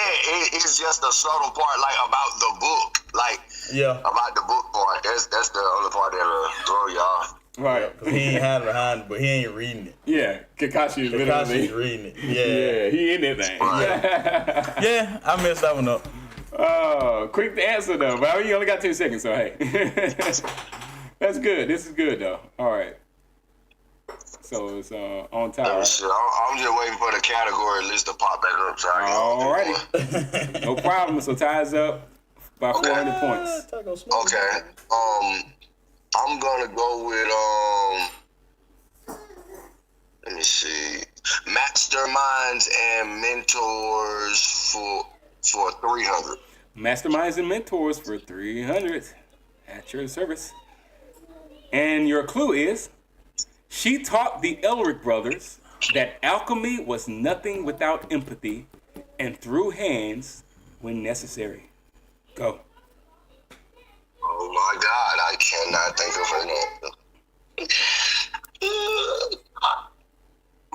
I'm the brave boy. This is the easiest one I'd answer for. Okay. All right. Who is teacher from oh my God. What the piss is wrong with me? What the piss is wrong with me? Oh man. All right. So nobody got this. Oh my one. God. Full Metal Alchemist Brotherhood is what I couldn't think of I it. was just gonna say Full Metal Alchemist. What is wrong with me? It's like nothing would come out. Nothing. Yeah. It's Full that's- Metal would not pop in my head. Yeah, the time. I know. The time. The Like, time that I can't spell a name. my Thinking about that God. clock. It's way easier. It's way easier when you asking Chris the question, and I got time to think about it. right. So, and I knew the answer was like Full Metal would not pop in my head for nothing. Yeah, if I didn't have the you have to name the anime on there. Oh, and I would have still got points if I just said a Full Metal Alchemist too, right? Well, no, you got to name. No, you got to say the. Yeah, person. you still got to name the person's name. You don't get points for saying the character, but you don't get points if you don't say the anime name. The anime name is just it's necessary to get points in general. But you don't. Okay, you don't get. Yeah, so I would. Yeah, it didn't matter then. I was screwed either way then because I couldn't think of it. And like Chris said teacher, but he didn't say the name of the anime, so he gets no points. No points. Right. So the thing is, your points come. You like the. That's what I say. Even if you say like the name of the anime, just so you can get that out there, it qualifies you to even get the points. Just saying the name of the anime up front qualifies you to get the points, but you still have to answer one of the names. Like you have to name like the first or last name or both. So who is the question is who is Izumi Curtis, aka Teacher from Full Metal Alchemist Brotherhood? And I know it's hard to remember her name, so I was gonna give you Teacher. I would have given Teacher. Yeah, that's what I said. I knew it was the teacher. Drew like on the anime, so I'm like, dog. Right. Yeah, it's a lost cause. Yeah, that was ain't no way that was a little more difficult. Dude. Yeah, How the piss? And that's why I know it's a double fumble. Yeah, I know it's like difficult to remember the anime at those moments, but this is an anime game, so that's why I said. Oh yeah, you got to say the name. You got to say the name of the anime. You got to, but like I said, we don't have to. This is debatable anime Jeopardy, so we don't have to. I just thought it would be fun if we added that as part of the game. Like you got to give the name of the anime. So. You got to give the name of the anime. So it helps. It's kind of like you know your anime kind of thing, but. Of course, under pressure is difficult. This doesn't mean that you don't know your anime. It's just difficult when you're under pressure. Yeah, that's what I said. It's a different world. Like if we just casually talking about it, I can spit them off like nothing. Like nothing. Yeah. Trying to think about it in real time. Yeah, it's a game. It's competition, and then you only have 10 seconds. As I said last week, if I had given y'all 30 seconds, then it probably would have been way easier. Yeah, it would have been. I hate me right now. That was. I hate me right now. That was stupid. I think it's on you, right? Is it on you? I guess. Because you were there. Yeah, it's on Chris. Okay. Wow, dude. It's still anyone's game. Masterminds and mentors for 200. All right, let's get into it. Masterminds and mentors for 200, and the clue is this flashy Hashira treats battle like a performance, smiling, joking, and dripping style, even mid-fight. Go. Who is Tengen from Demon Slayer? All right, that's your final answer. All right. Can't remember his last name, so. Let's get into it. All right, so Yeah, I don't think I've ever known his last name. What Tengen is his last name? Check the poll. Yeah, I don't think I've ever known his last name. Like just off the top of my head. It's Uzui, ain't it?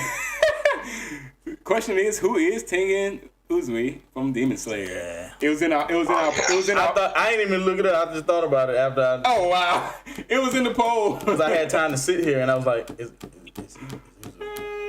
it's Tengen Uzui. Yeah, but you still get points. I still get 200 points. I'm gonna do. I'll take it. What is it? I'm gonna do comedy side kings for 300. Alrighty, comedy side kings for 300. Ty's still ahead with 200 points, and he's trying to stretch that lead even further. All right, so comedy side kings for 300, and your clue is this. Hold up. Did I do this? I'm sorry, y'all. I might have. Comedy kings side quest. Oh, sorry.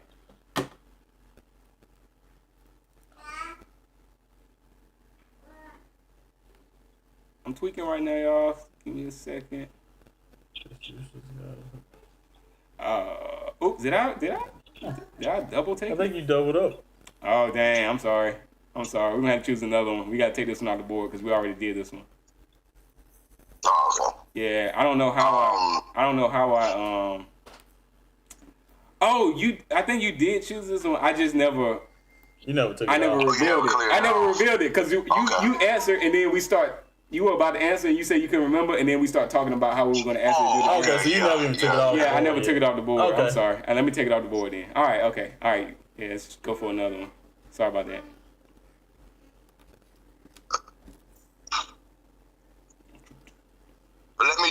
200 then. Okay, all right. Comedy Side Kings for 200. Yeah. All right. Okay, and your clue is as follows. He's the strongest, quote, weakling on Earth and somehow gets credit for saving the world repeatedly. Go. The strongest weakling. I'm gonna go Hercule from Dragon Ball Z. All right, final answer. All righty. Okay. I knew that was it. I knew that had to be it. I was gonna say the same thing. And the question reads, who is Mr. Satan, aka Hercule from Dragon Ball Z? All right. Touche. And it's only, and like I said, these ones where it's just one. Now, yeah, if where it's just one name, then it's only, you only get 1 point. One set of points when it's just one name. Yeah, you can't get double. But on the ones that have 2 names. Then Yeah, like the first and last. Yeah. Right. At least the ones that I can find anyway. All right, ties up by 400. On you, Hayes. Oh boy. And we are clearing this board out here. Let me get Gone through 13 of these. 13 out of 25. Got 12. Oh man, 12 left. I probably won't get it. But At the halfway point here, people. most legendary support roles for 3. All right, he's going halfway down this board here. Most legendary support roles for 300. Let's get into it. So, the clue that's given you here is a noble warrior bound by honor. He remains one of Fate Zero's most respected servants. So you gotta do some good. Oh my god. Go. Oh my god. I quit. All right, time's up. Unfortunately, Ty has 5 seconds to answer. Let's go ahead. For the person, I can't think of which one is which one would fit. And the only name known in my mind is Gilgamesh. Oh, okay. You were right at the buzzer. You answered Gilgamesh. I will let it run through and see if it hits, since it was right at the buzzer. Alrighty. And the question is... It's like, You gotta be kidding. because all I'm picturing is him on, like, just... Yeah. It's like just the cover art, the thumbnail. Oh, yeah. Gilgamesh was that dude, and still is that dude throughout the Fate verse. All right. Yeah. Question is, who is Lancer? It's like the answer just oozes out right after the fact. Right, exactly. Because it's time. driving me So crazy. it's the time, man. It's the time. I think that's why Jeopardy gives such a that buzzer beater. Oh, yeah. Because it And gets. that's why them people be looking confused, like, Right. Dang, dude. They were like, come on, man, come on. Say it ain't so. Okay. I'm gonna go with Legends of Shonen for 500. Go ahead and clear that one off. Stilo said, I was hoping she didn't have a name, because I just know her as teacher. What's going on, Stilo? Good of you to join us, buddy. Glad to see you in here in the chat. Appreciate you joining. What was that again, Tom? Sorry. Legends of Shonen for 500. All right, Legends of Shonen. We're about to clear out the board on Legends of Shonen. So your clue for Legends of Shonen for 500 is this calm, deadly strategist from Hunter x Hunter can manipulate entire battles without ever taking center stage. Go. Without ever taking center stage. Oh, man. Killua. All right. Killua. The answer. Oh, man, I was going to say, oh, no, I ain't going to say what I was going to say. I want to get Chris no free one when I get it wrong. Yeah, you answered, so let's see what pops up here. So the question for that clue. I would have said Karappa. The question for that clue is who is I was about to say Netero. who is Kurapika from Hunter x Hunter? God! Oh. Oh my God! What was the question again?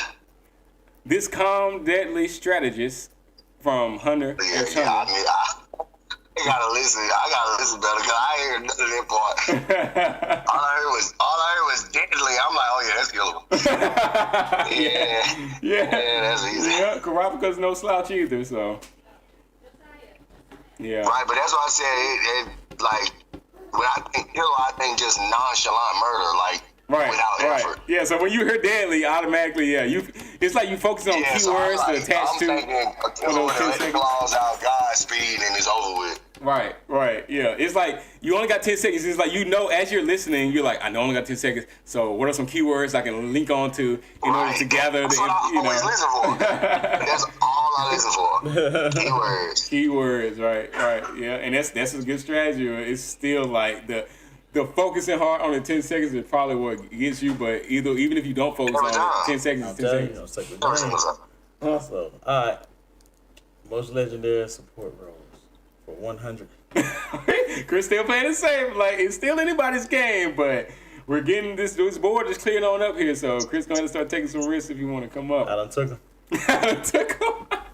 All right. So most legendary support roles for 100, and your clue is as follows. This young ninja combines healing skills and determination to help her friends, quietly supporting them through every battle. Go. Oh my God. Who is Sakura from Naruto? All right, Sakura from Naruto. He answers. Let's see what comes up on. Yeah, I can hear the question today. All right. Young ninja combines healing skills and determination to help her friends, quietly supporting them through every battle. And the question that comes up on the screen for that clue is, who is Sakura Haruno from Naruto? All right. So you actually get 100 points. 100 points for that. All right. Trying to close that gap slowly but surely. Okay. I almost missed that because I could not remember her name. Oh, really? Sakura would not come to my mind. Comedy. But you got to feel like Comedy Side 6 seconds to Kings spare. for 100. All right. Comedy Side Kings. Trying to clear up that Comedy Side Kings board there. Leave the 100 for me. All right. So Comedy Side Kings for 100. And your clue reads as follows. He screams constantly, but deep down, he's one of the bravest demon slayers alive. Go. Who is Zenitsu from Demon Slayer? All right, he answered with 4.5 seconds to spare. Let's see what comes up on the Just give me 100 on the screen there. Just give me 100 points. All right, so the clue was he screams constantly. Deep down, he's one of the bravest demon slayers alive. Chat out there, do y'all think he answered right? Let us know. Let us know what you think. Let us know what you think before it pops up on the screen here. So the question actually was, who is Zenitsu Agatsuma from Demon Slayer? So you got 100. I mean, you got your 100 points there. Nice. Awesome. I love it. Still score some points here. Closing that gap back up to a 400 point stretch there. Women who carry the show, 100. Still playing. He's going to have to come off these sooner or later because this is the last final 100 space. This is the easy category section. And this is it right here. So, women who carry the show for 100, and your clue for this category is, she's the calm heart of the Straw Hat crew and the smartest one in the room. Go. Oh, yeah, that ought to be easy right there. Who is Nico Robin from One Piece? All right, so with That's 200 right there. with 3 seconds to spare, he answers with 3 seconds to spare. So, all right, chat, if y'all know, jump in the chat, let us know what the answer to the question is. We want you to play along as well. Get some points, you may win some at the end, who knows. So the clue was she's the calm heart of the Straw Hat crew and the smartest one in the room. And the question for that clue is, who is Nico Robin from One Piece? All right, so he got the first and last name, and he named the anime, so gets 2 double points for that one. And that closes the gap. Playing it safe, actually got the gap a little bit closer to a 200-point gap, but let's see if Ty can, be the hair in the tortoise in the hair. Masterminds and mentors for 400.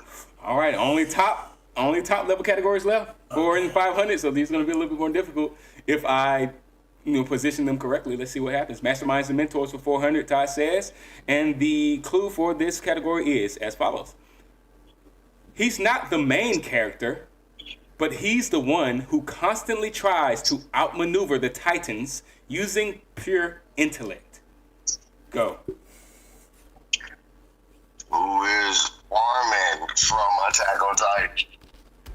All right, he answered. So this does not get to steal. All right. He literally has nothing but strategic skill. All of that, he's just crying. All right. And okay, so yeah, he's not the main character. All right, answer in chat. Answer. See what you got, chat. Tries to outmaneuver the Titans using his pure intellect. And the question is, who is Erwin Smith? AOT. Erwin Smith. AOT. Erwin. Forgot about Erwin. And I did this. And he seemed like a main character just up until the point where he bites the bullet. That makes sense. And I did, and I was like, yeah, they may think Armin. I'm gonna throw a little monkey wrench in there. This being like 400 or 500, I was like, make it a little bit more difficult in the 400, 500 range.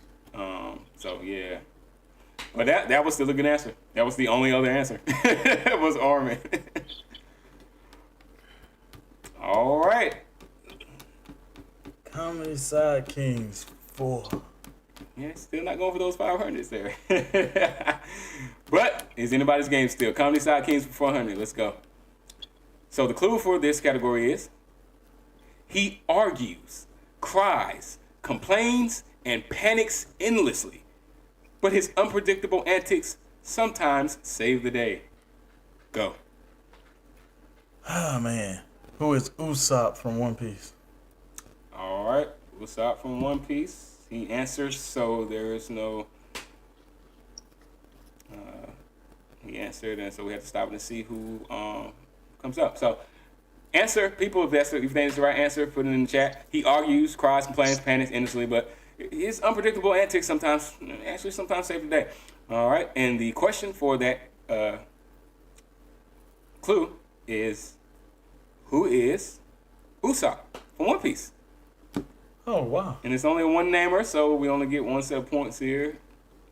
And for the first time since the beginning of the game, Chris actually took the lead, closing the gap, bringing that gap switching the gap, really, to 200-point lead. But still, anyone's game, people. Still anyone's game. What's left on the board? Because I can't, y'all, the picture is in the way. I can't see the last two categories, the last two rows. Oh, okay, what's left? Oh, I got you. I see what you're saying. Yeah, the picture is in the way. So you got most legendary support roles. We still have 400 and 500 for most legendary support roles. Women who carry the show, 400 and 500, and masterminds and mentors, 500. But what you can't see is the most legendary support roles, 400 and 500. Yeah. Let me get the 500 for most legendary. All right, going for the gusto. No fear. No fear over there. No fear.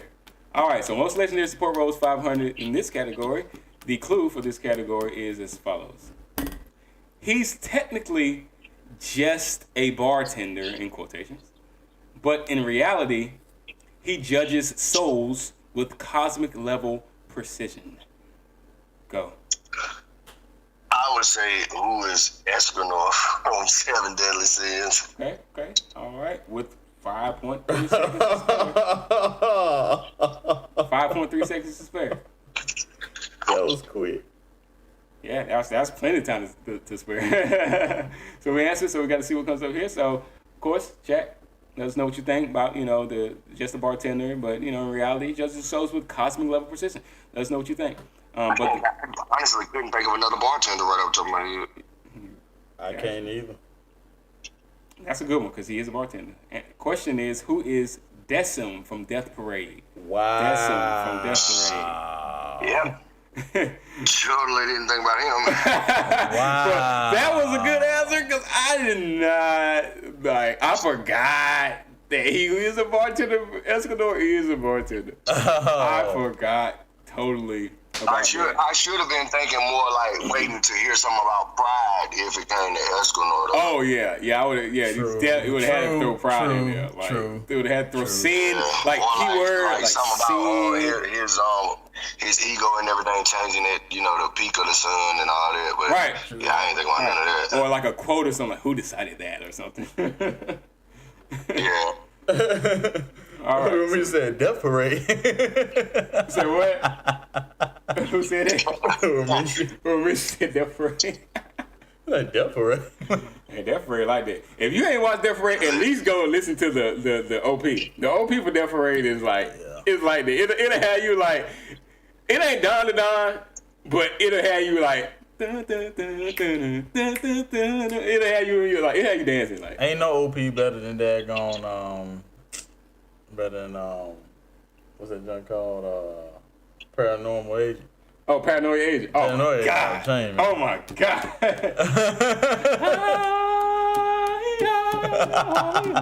Oh, man. You would think you crazy listening to the OP for Paranoid Agent. I like Paranoid Agent. I don't go nowhere else. Yeah, it's good anime. It's good anime. That's my type of joint. Yeah. Let us know in the chat if you've seen Paranoid Agent. It's a good one. Paranoid Agent, my joint. Yeah, but Death Parade's like that. I like Death Parade too. But yeah, Paranoid Agents is one of those that have you questioning things. With a name like Paranoid Agent, I mean, come on. Yeah, Paranoid Agent. Oh, he said, no, I watched it. Fire. Death Parade probably wasn't even a thought though. It's like, huh? Nah, I wouldn't. Yeah, Bartender. After watching it, like Bartender, that's the first. Like if I hear Bartender, that's the first thing I'm thinking about. Yeah, but it's a good one. It's a good watch though. Yeah, it is a good watch. But if nothing else, watch the OP. You'll be over there like, oh snap, it's one of them. All right, we got 4 more categories on the board. But women who carry the show for 500. Oh, see, he took a little lead, and now he wants to start coming up and being a little more confident. Okay, I see how it works. There ain't nothing wrong with that, but we can do it. Women who carry the show for 500. And the clue reads as follows: this loyal sharpshooter guides, protects, and corrects the protagonists, all while making the hardest choices in war silently. Go.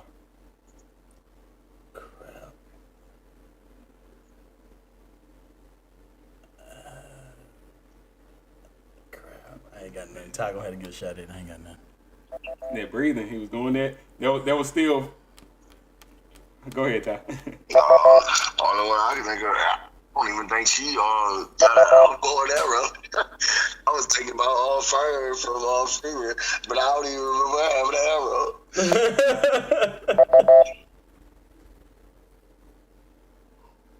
Oh God. Yeah, we just gonna admit defeat on that one.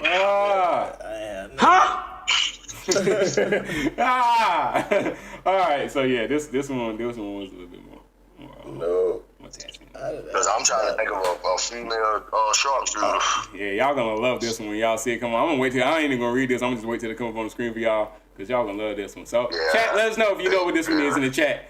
All right, loyal sharpshooter guides and protects and corrects the protagonist, all while making the hardest choices in war silently. That's the clue that you have, and the question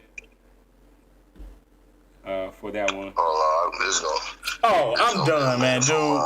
That's it. Hawkeye. You know what? Who is RZA? Hawkeye. I missed both of the We missed the whole Full Metal franchise. Yeah. We missed all of them. It's time to go back for a rewatch. Yeah, it's time to rewatch again because that was one of my top anime, and I done missed both of them. But this is the wording on this. I done fell in love with a bunch of different anime since then. So I don't fault myself. Oh yeah, I know, but I fault myself. Yeah, it's been a while. Oh no, you can do that because you definitely are like forever and always Full Metal. But I mean, my top 5 is forever. It's constantly changing because of the ones I'm watching now. So yeah. Yeah, it's definitely on past for a rewatch just for nostalgia, but I still don't forget the names. Yeah, you're right. And the last one, what was the other one? I can't even remember what the other one was at this point. But the other one was, hold on, who was the side character? Teacher. Yeah, and I couldn't think of to say Full Metal after. Yeah. What is it? Give me Mastermind mentors for 500. All right, the last 500 on the board. Ty's about to wipe it clean, and we're gonna have 2 more 400 categories, and we're gonna see who takes it home. All right, so masterminds and mentors for 500, and the clue for this category is: this seemingly senile old martial arts master stunned everyone by defeating 3 deadly fighters, all while keeping his trademark smirk. Go.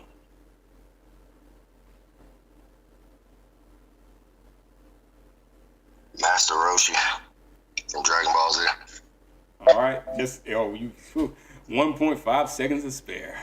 Let's see what the question is here for this clue. So the clue reads: for you chatterers out there, this seemingly senile old martial arts master stunned everyone by defeating 3 deadly fighters, all while keeping his trademark smirk. I can't think of anybody else old like this. The senile, like he's not even senile. I'm He's thinking it's gonna be but- Master Roshi, And the question but is: he said Dragon Ball Z. who is Master Roshi? Ah, that's a good catch, though. That is a good catch. But yeah. Give it to him in a way. Yeah, we'll get. I'll give him 1 point because it's just a name. But yeah, and for the future reference, that is something to take into consideration. Chris caught that because you said who is Master Roshi Dragon Ball Z, and the fight. I'm actually talking about the Tournament of Power fight when he fought the consecutive characters in Tournament of Power. Yeah. But that's Dragon Ball Super. Oh, you talking about specifying that? Well, okay. Yeah. But we still, you still get it. You still get it. You still That would get only it. come up for Naruto and Dragon Ball, though. Right, Like, exactly. Those would be the only two. Yeah, you can only get skipped up. That should be a rule, though, because I mean, those 3 different versions, like Dragon Ball Z, and then Tournament of Power, like Dragon Ball Super. And even like something like Bleach, if it's something that comes up and it's like Thousand Year, now you got Thousand Year Blood, where you got to talk about, So anyone that's got like a continuation, like even if it, of course, it probably would never be in none of our Jeopardies, but like Boruto. Oh yeah, it probably wouldn't be in any of our Naruto, Shippuden, or So but I still, and like I said, this one wasn't, because last week it was heavily dependent upon the event. This week isn't really heavily dependent upon the event, even though there is an event tied into this question. This is more about the character themselves. So since it's more about the character, we won't even, like I said, we won't be so hard on the. It's still in the Dragon Ball. It's still in the verse, so. right. So that's fine. it's still a fair win. No, because that's what I'm saying. That would then it won't be no confusion like either way. Because So that's definitely super. He got 1,000 Have y'all points. seen that? Have y'all seen that He got episode? 1,000 points on that then. Oh no, Have y'all it's seen only that one name. episode? It's Master Roshi. He's the only one name. Oh, which episode? Okay, yeah. The episode with Master Roshi fighting the guys. Oh, I seen pieces of the fight, I seen when he was fighting I seen him fighting the old girl. I can't remember that chick name. It won't careful him. Nah, it was like well, in the tournament I only seen he was fighting some blue chick or something. But I can't remember her name. I'm trying to think because I know he ended up pulling out their base to suck all of them in there, Joker. Yeah, I ain't seen it. I don't think I seen it that far. But yeah, like I said, I haven't seen all the Tournament of Power. Again, I just seen like bits and pieces and certain parts of fights. But I know that's like the part of Dragon Ball Super that people say you need to watch. But I still haven't done it yet. Yeah. But I will eventually have to because I gave Daima a chance. So eventually I'll probably have to. Yeah, that's why I said Daima is garbage. It is. I still haven't seen Daima. Daima is garbage. So I'm gonna say if you can watch Daima even for a few episodes, you can definitely watch all of Super. All of Super, yeah. I get, like I said, CJ going through Z now. So Oh yeah, so once you get to Super, you'll have a chance I'll to be get watching into it with it. him. Yeah, I will eventually too. For sure. I just I got to get back in my Dragon So he Ball. can stop. I use my Dragon Ball card on Diamond like a nut instead of like just going back and watching Super because it was like this was Toriyama's final work before his passing and all this. So I was like, I watched Diamond, and then I was like, this is trash. Why did I watch Diamond? Right, I couldn't do it, man. It's like it was just too bad. Like, and I'm a fan. I wanted to make myself want to love it, but it was so garbage. I was like, no, I'm not. No, I can't call myself a true fan and say I enjoyed this. I'll be lying to everybody. Oh boy. Yeah. I mean, the animation is fine and everything, but it's just like the story is just not Right, there. and that's what I'm saying. The story is It's so worse than GT. everywhere, all at the same time. I'd rather watch I GT. take GT over Diamond. I'd rather watch I take GT. GT over Diamond. I'd rather watch GT. I'd really rather watch For GT. sure. Like not even as a joke, I would watch GT Yes. fully before I watch Diamond at all. Yeah, because of course, and nostalgia may be a part of that reason, but because the animation obviously is better with Daima, but I don't care about that. Story-wise, it's way more compelling than Daima is. Like Daima's just, it's like all over the place, and then their motive is low level. It's not even really a lot of cost. Diamond feel like a money grab to me. I'ma just say it. Like Diamond just felt like a money grab to me. Like no, like you did that out of respect for Toriyama. No other reason, because the show's trash. We're just gonna call it spade a spade. The show's trash. Or Misha said, I finally watched Super. I watched it all except Daima. He said he watched Takumi too. Right. Oh, he also said appreciate the Takumi original scene recommendation. It's definitely one of them ones. Yes, Oh, I Orishi. told you. Yeah. I Yes. told you. Yeah. You a real one out there, man. Takumi, You a Takumi real one out there. get you You a there. real one. Yeah, y'all definitely continue to drop recommendations for us as well, because I'm always looking for the next anime to watch. Like I said, I'm watching that what is it? Mighty Nine. Yeah, Mighty Nine or something 99. like that now, because it's like I just got caught up on Dr. Stone. yeah. So I need an anime like recommendation like stat, something I can just pull up on like. Yeah, I'm gonna probably be done with Gotcha Kuda probably before the week is out. Okay, you been on Gachikuda? Yeah, I'm about halfway through. Yeah. It's good. It's different, but it's good. Mm-hmm. Yeah. Yeah. I'm about it's 3 episodes in very it, different. Gotcha. It's good. It's good. It's very different. Right, But it's it's very good. different. Yeah, just the way the power system works in that world is interesting to me. Oh I'm yeah, like, being a what is a giver? yeah, being a giver, right? You got the different factions there as well, but then you got your dang, what are the damn, I forgot what they called. Vital instruments. You have your vital instruments, which kind of reminds me of your vital instruments. something from JJK. Like you got your tools, your cursed tools. Yeah. In JJK, but this you have vital instruments. And like Okay. the more affection and love you have for this instrument, you know, the stronger it becomes, that type of deal. So, Okay. and it's like it puts a spin on the philosophy of one man's treasure is another man's treasure. Treasure, Yeah, it puts a whole new spin on that philosophy. So Nice. I love it. It's good. Oh yeah. I got caught up on Dr. Stone yesterday. Bryson said, Crazy. Bryson stupid. Hey, Stilo is hilarious. He said, I will watch paint dry before watching Daima. Dang. Oh my god. That bad. Facts. That is It's nothing but crazy. facts. Dang. Oh, I'd rather Takumi. go paint. Oh, he going hard. Hey, Stilo, that's a strong statement. You say anime of the year, Takumi. I can see it. Look, I can one see of them it. ones. I can see it. I ain't even gonna lie. Anime of the year, Takumi. I can see it. Like, it's because it's not. It follows Takumi, but not so heavily where it's like, oh, he's the MC, and then it's like, you know, you don't have to love Takumi to love the anime. Of course you would say that. It's Takumi's original Yeah, sin. That guy, It's man. Takumi's original. Don't say that. It's called Takumi's original sin for a reason. It's focusing on his effort. Yeah, and that's what it said. Like but I feel like once he got to the point where he couldn't write the songs, he did the best he could with the scrapping situation he was left Right. in because of his loss of memories. Yeah, 100%. Because I mean, his sin was the ultimate, like in the face of his world. Yes. But at the same time, he did the best he could with the circumstances he found himself in. Oh, So yeah. it's like hats off to that guy because He only wanted to help. yeah, man. that was And the best he could wasn't good. yeah.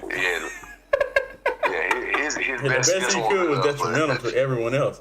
The best he could. it was just constant. I felt sorry for Taka. If the best you could do Yeah, is because I mean, especially what I'm telling you, once I realized that I'm not even gonna spoil it for the people that ain't watching, but once I realized the transition and what really happened and why somebody felt the way they felt, I was boo-hooing because I felt so bad for her. I wanted to hate her so much, but I felt so bad for her. I'm like, oh my God, this is so wrong. And he don't even know he did her dirty. That's the part that was just driving me crazy. I'm like, you don't even know what you did. If Again, of all the things you do, you gonna go help her.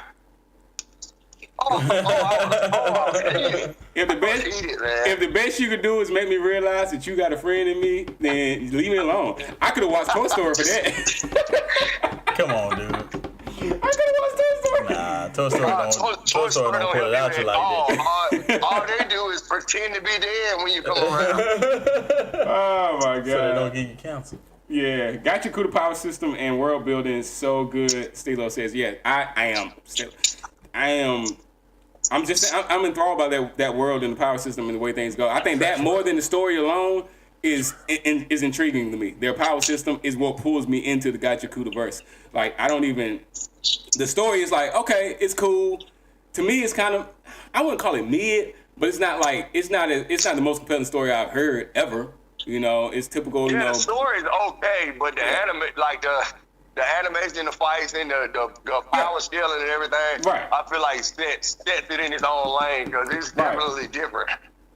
Yeah. To take trash is like to take literal trash and make it a power system and utilize that for your fights is wild.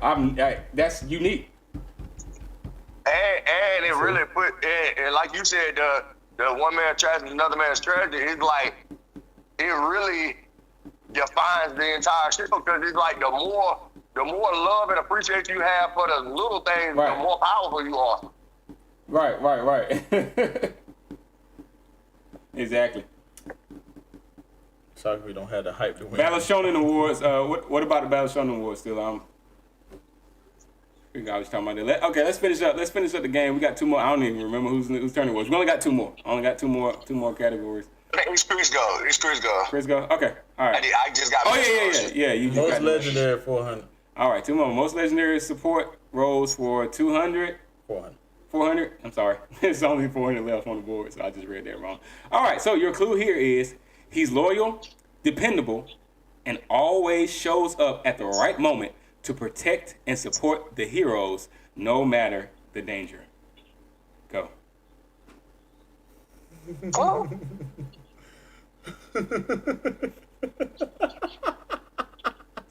I'm not gonna say it. I ain't gonna say it. Squash it. I guess you can say it after he steals. All right, go ahead. Yeah, Tom. after he steals, I'll say it. If you want to steal, you got 5 seconds. 3, 2, 1. All right. No. That's exactly what I was gonna say, Mr. Pop-Off himself. That's exactly what I was gonna say. Hold on. Let me read this again and see how we got Pop-Off. He's loyal, dependable. Chat, y'all jump in as well. Dependable and always shows up at the right moment to protect and support the heroes. No, Pop-Off is the man. He's a respectable guy in season 8, man. He gets some good motivational speeches in season 8. Yeah, look, I knew y'all was gonna say that. I knew it. When I saw him, I said somebody gonna try to give some praise. As soon as Chris started laughing, I was like, I'm gonna give it a second, but I know my answer. And I be right. I know it's Loyal is a very strong word for a pervert like you.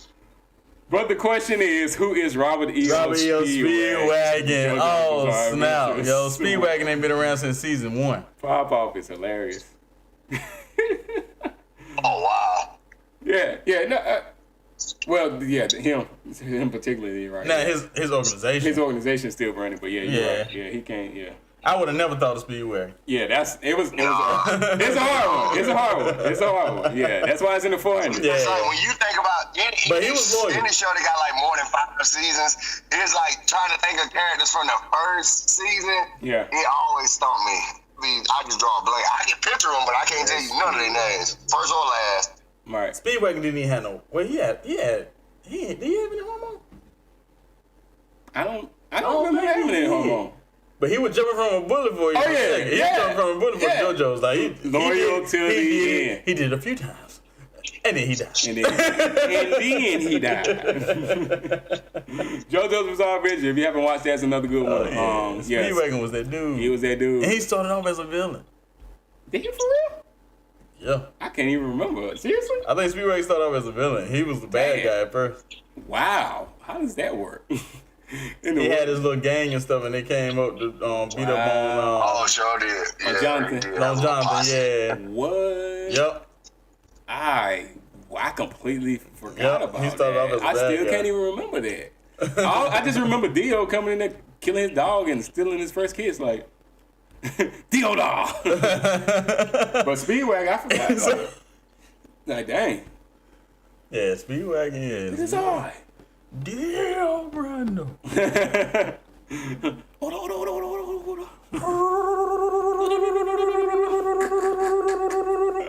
Oh my God, I love it. All right, so it's on Ty. The final clue goes to Ty. Women who carry the show 400, but it's potentially can still be stolen, so still anyone's game even at this point. All righty, here we go.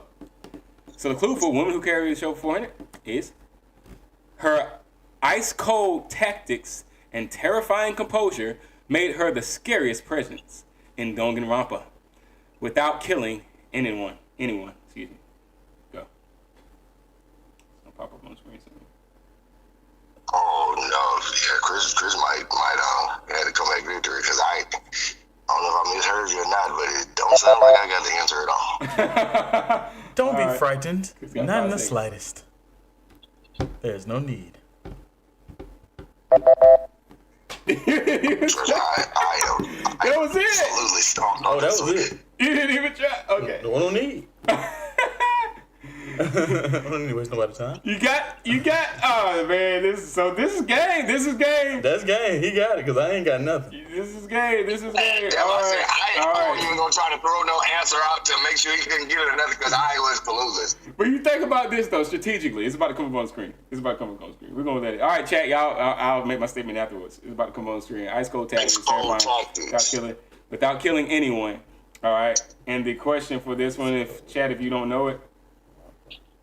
If you don't know it, chat. I think it was Noelle from Black Clover. She ain't got no ice cold tactics. She do water. Nah, he said it was Danganronpa. Yeah, and that's the thing. I gave you the anime already. So who is Kyoko Kirigiri? So even if you didn't know, you got the name of the anime already, Danganronpa. You still wouldn't got no point though. But I'm saying you could have started off and said, all right, it's Danganronpa, and then you had 10 seconds to just name But anybody. if you name the wrong person though, you ain't just name a bunch of people. Say what? Yeah, I wouldn't seen got this it. anime. Say it again. I'm sorry, Ty. What you say? Never seen. Oh, you ain't never seen Danganronpa. Okay. Yeah. It's one of those. It's one of. Said the title. Oh yeah.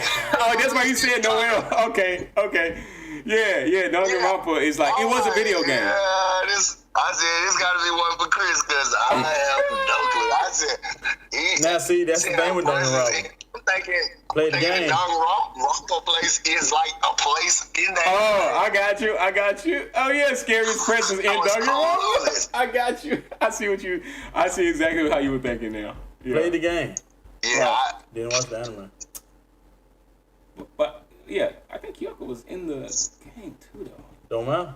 Yeah. Been a while. Yeah. It's, I had to watch it, though. yeah. It's one of those like murder, like F them kids anime. It's like King's Game. Mm-hmm. It's like one of those murder. It's like one of those twisted murder games. Mm-hmm. Yeah.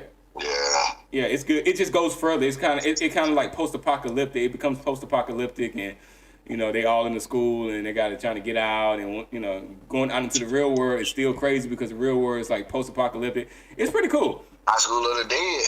Yeah, right. This is one of those. So it's a good watch. It's not one of those where I'll be like, yeah, you gotta watch this anime. But it's just one of those where It's like a jacked up persona. Yeah, it's a jacked up persona. It's a jacked up persona. Yeah, exactly. Yeah. If you play Persona, any of the Persona games, 1 through 5, exactly what it is. That's what it is. A messed up version of Persona.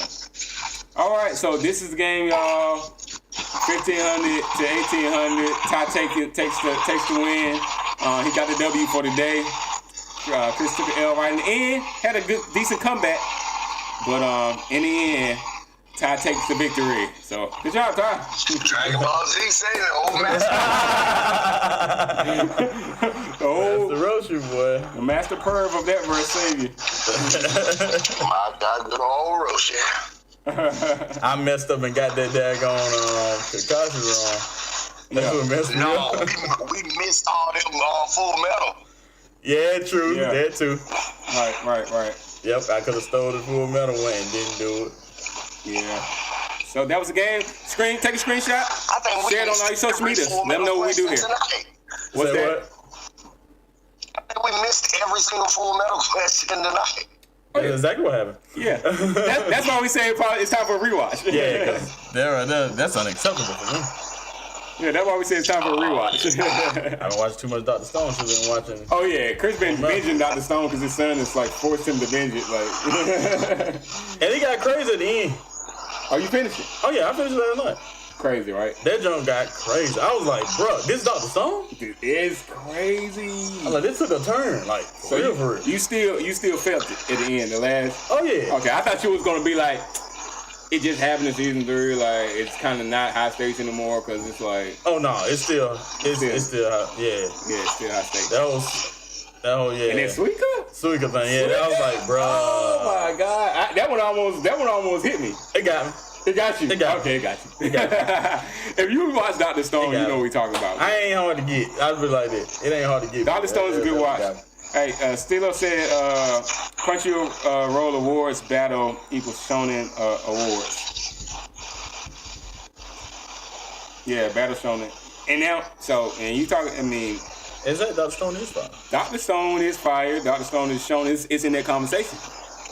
Oh, yeah. It's in that conversation. Look, that's what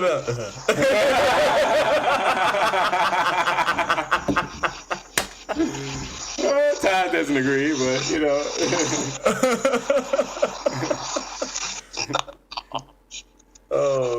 It's a little feedback coming from your end, Ty. You driving? No, I'm in my truck, but I ain't driving though. Oh, okay. It was just feedback. We couldn't hear you. I think you were trying to say something. We couldn't really hear you. It just sounded like some cars passing by or something like that. Oh, no. Yeah, okay, cool. I'm back in my truck now. Yeah, cool. But yeah, Dr. Stone, yeah. We Ty said, huh? Yeah, but Misha, you got a couple of us over here that agree. Like Dr. Stone is like that. You know, for different reasons, like Battle Shonen is different. You know, it's not one of those where you be like power scaling or anything like that. But obviously, Senku is weak physically, but his mind is on a whole nother level. So, you know. Oh yeah. He's definitely a brainiac for sure. All right, but yeah, like I said, let share on these social medias. Let them know what we do over here at Debatable Anime with our Jeopardy each week. Bringing you either our infamous tier list, Jeopardy. Let us know which one you would rather see. We may do them both sometimes, you know, depending on how we feeling. We may do them both. We have them queued up each week for y'all. We'll do a little Jeopardy, do a little tier list. Keep it going, because it's all for the love of anime, you know. Get your popcorn, come in, watch a little Jeopardy, go do something else, come back, get a little tier list in, you know. Just depends on how we feeling. All right, but if it ain't nothing else y'all want to say, I'm going to go ahead and end this real quick. I hadn't done it before. Our poll. Most overrated side character. Zoro took the win. Zoro took the win. Tengen came in close with 38%, and Vegeta 13%, Bakugo 0%. Why you doing my boy Zoro like that, man? Zoro is overrated, though. I'm glad you. That ain't true. That ain't true. The Zoro haters. I don't hate him. Yeah, I mean, we talked about it before. I mean, honestly, if I was like, I would rather see a Killua early on. I said I'd rather see a Killua. Like if it were to be like a standalone, I would rather see Killua have his own standalone show versus seeing like Zoro. Even though character-wise, I like Zoro better, but I just think that it would be more compelling to have like a Killua have his own anime versus Zoro. Because like I said, Killua, if he wasn't such a Gon fanboy, he would be more interesting to me than seeing Zoro. Unless we got more backstory. We don't got enough backstory for Zoro right now to know how it would look, like him having his own show would look, other than him getting lost, like Ty said, running up on a tournament or something like that, and just laying around sleeping drunk. We don't really got much more context than that. But if Killua, we already know. He's an assassin. He's got a past. We already know how that'll look. That'll be crazy. How Godspeed came about. His training will be on a whole nother level. We already know what we're gonna get, so I would rather see that. But I'm gonna put another poll up before we get into the hot takes. Before we get into the hot takes about that, like spinoffs. Like who y'all think would be like good for a spinoff? Other than like Killua, since I just mentioned him. In the chat too, what y'all think? If anybody's still in the chat, who do y'all think, as far as best side characters, who y'all think is a good side character to have like a spinoff?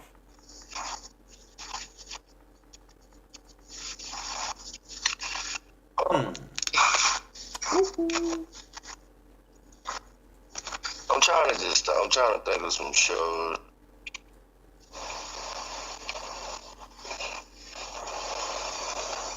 Like side character.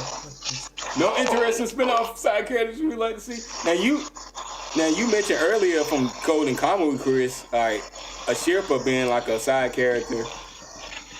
Like it follows her already, but I don't know. Would you want to see like a spinoff with her? Depending on what you're doing. Like, yeah, cause like I said, but she put me in the mindset like them younger characters like that. They lovable in a sense. Like I said, Anya Forger from Spy Family. yeah. She's like the main character, so she wouldn't qualify for this conversation. If they intentionally make them the focal point, I feel like the anime wouldn't hit the same. Yeah, I think like I said earlier, I've been watching Spy Family season 3, and season 3 is getting into Lloyd Forger, Agent Twilight, his backstory more. So seeing season 3 and seeing some of that stuff in season 3 for his character and his character profile and growth and everything, I would love to see a spinoff with Twilight, with Agent Twilight, like going back and seeing him come into the agency. I would like to see like a young version of Yami from Black Clover. Okay, yeah, no, that's fair. That's fair. I would love to see that too. Because we don't get much. They did a little bit of backstory with him, but it wasn't enough. I don't think. Yeah, it wasn't enough. Yeah, and they boost him up as being this character that's like mysterious and everything like that. But yeah, I think even if they did even if Tanjiro won't the main guy, I definitely see it being like. I feel like they're gonna get more into it though, so I can't say that like Inosuke and Zenitsu. I feel like they're gonna get deeper into their stories, like moving forward in the anime and the movies and everything. So I wouldn't go out as far as to say, like, yeah, they would be a good one. But I would say even with Vigilantes, I would like to see what's that Knuckle Buster dude? Oh yeah, Knuckle Duster. Yeah, Knuckle Duster. Yeah, that would be a good one. He a good one. Let me see. All right. Oh, it is a what's the old boy name? But I feel like it would have to be kind of like a villain version of it. What's his name? The guy from Bungo Stray Dogs. Yeah. I can see him having like a dark show, like where he's still funny like that because he's super arrogant. Right. To have his own spinoff or something like that. Yeah, I can see that too. I would appreciate that. It's the anime I was trying to think of. It's not new at all. Let me see when it came out. This is the one that the one on Crunchyroll that I wanted to watch. And when I saw the preview to it, I was like, oh, I know I'm binging this. Because it was like, oh yeah, this definitely going to be one of them ones. It's called Licorice Recoil. Licorice Recoil? Licorice Recoil. And if the trailers mean anything, it's probably going to be one of the most fire shows I've watched in some time. And what is that on? With 19 episodes. On Crunchyroll. On Crunchyroll, yeah. I've seen a thumbnail for it. Yeah, I don't see the date, like the date that it came out or nothing. Right. But yeah, it's Yeah. I haven't seen it in previews for them. It look like it's all females. Oh. But like the preview look like LaShawna gangster. She kind of remind me of like a more like a cross between Twilight and Talentless Nana. She like got that power skill, like that type of skill set. Yeah, and you can tell that from watching the preview for it. Yeah, like I'm like just she was all over the place on the trailer for it. So I was like, yeah, this definitely. I put it on my watch list. I just so much other stuff in front of it, right? And I just now like came across it again. Like, and what's the name of the anime again? Licorice Recoil. Licorice Recoil. If anybody in the chat or if you watching it after, like, let us know about Licorice Recoil, because I would like to. I want to know if it's going to be worth it. I gotta watch the trailer. Yeah, I gotta watch the trailer now since you said that. I said I gotta watch the trailer now since you said that. Oh yeah. All right, I'm gonna throw a poll up before we get into the hot takes. Who deserves their own spinoff the most?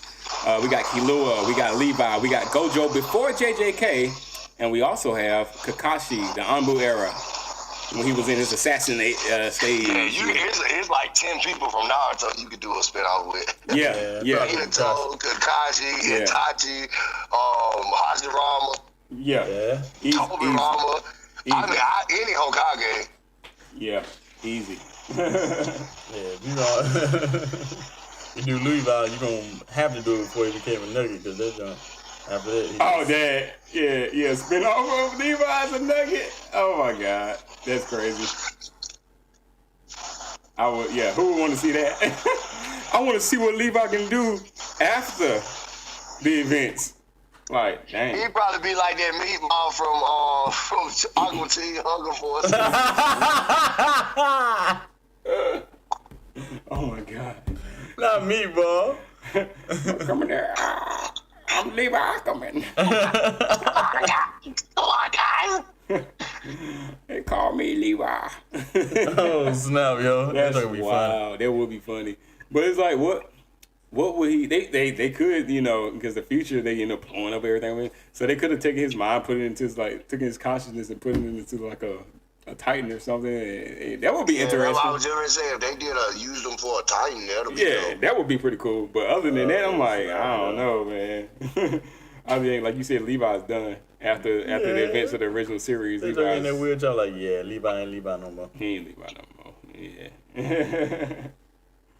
Okay, but yeah, we put that poll up. Anybody coming into the chat, jump in, get active like you did on the last poll.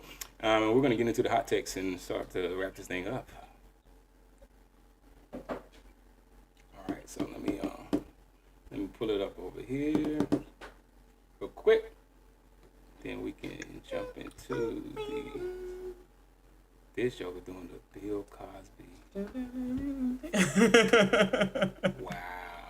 All right, let's get into the hot takes for this. I did like 2 beats and you knew exactly what it was. I grew up in the same house you did. Let's get into the hot takes before this goes somewhere else. Start talking about Bill's special sauce or something. Oh boy, that sauce is hot. Oh, speaking of hot sauce, we got some hot sauce today. We had some company over and they tried it. They loved it. My boy, his wife, she liked the taste, but it was like really, really hot. But I don't know. We got to do another. No, we don't. Yeah, we got to do it with the hot sauce. Man. Hot sauce. Carolina made hot sauce. You know what it is. But it's hot. Like you said, it's hot. So we got to do it, man. Let's get into our hot takes for today, man. Let's get into our hot takes. Let's go ahead and do it. Get this on out the way. Jump to that poll while we're doing our hot takes.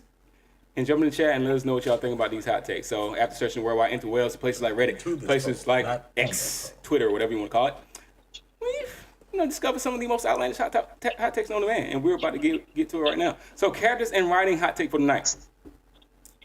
Character and writing hot take for the night. Talking about side characters tonight, y'all. Oh yeah, I like that one.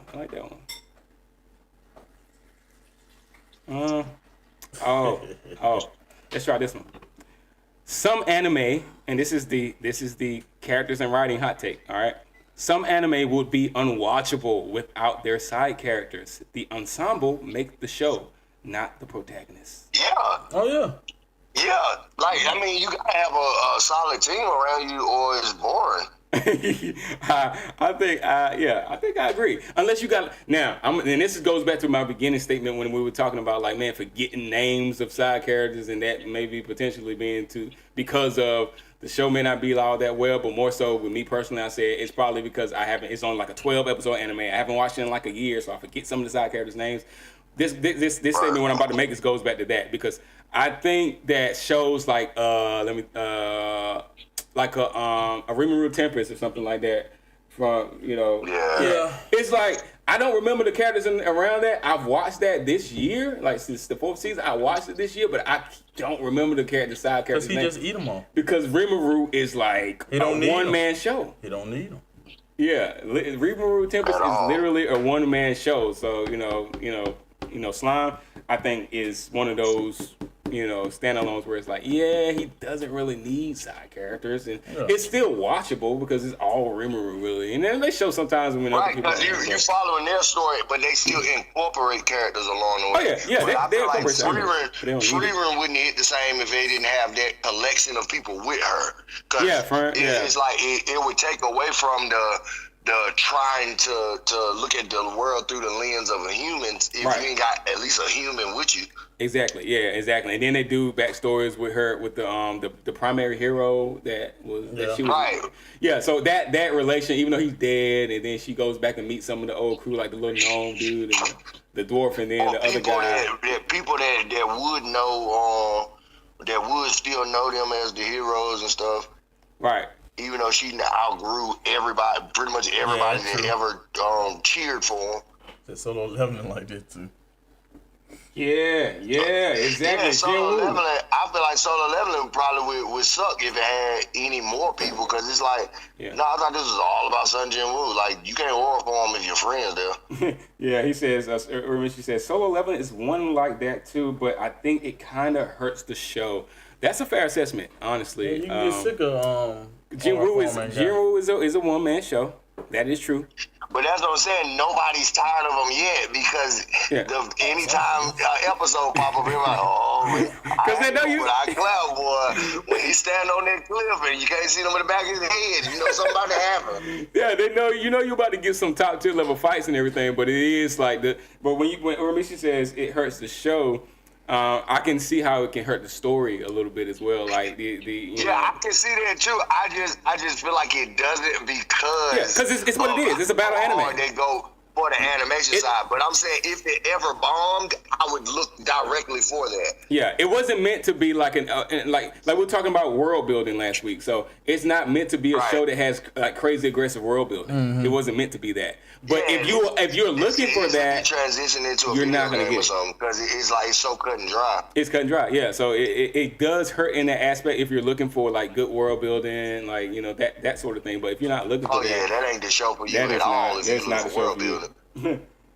Ramesh also says that Jinwoo really not that charismatic to be solo all the time. He's strong. That skill set. The system is called Solo Leveling. Yeah, it is. Right. The name of the show is Solo Leveling. You're right, Ramesh. It is what it is. And when it comes to it, that's a perfect statement. It is what it is, because it's called Solo Leveling. You're coming there to watch him solo level up. He has what's called the system, and the system gives him the ability to level. I mean, it's just what it is. Like you said, Ty, it's cut and dry. It's like, if you come in here looking for anything than what we told you, we won't playing games with you. You all right? You just moved up to found the second form of your pain breathing. Yeah. Over there. Because your face, I've been sitting in one spot so long. What would you call form 1 was what? Wincing. Grind and wince. Yeah. And level 2 is form 2 is. I don't know yet. I'll give you the name in a second. Okay. When you find out what's going on over there with you, because you look like you in agonizing pain over there. All right, help him, Father. But yeah. So you good points on Solo Leveling on Ramesh. It is one of those He is one of those characters where it's like, he carries the show, and people are still gonna watch, and it's still gonna get a lot of like big numbers. But the hot take was some anime will be unwatchable without side characters. It wasn't a definitive statement. Would. Right, so we can accept that. We definitely can't douse that hot take because they didn't say something like all anime is unwatchable. They didn't make it like a that would be stupid. They'd have to be an idiot to say that. Yeah, because it's like, come on now. Yeah, so this was actually you just want some attention, say that. Right. Yeah. This one I can take this one. This one was a good take. All right. Yeah. This was a good keep that one. It's hot. It's hot. That one hot. Yeah. Good discussion with that one. It's hot. All right. So moving on to our tropes and story structure hot take for tonight. Side character quote side character dies to motivate the MC is one of anime's most abused tropes, and 9 times out of 10, the side character deserved a longer arc. Yeah,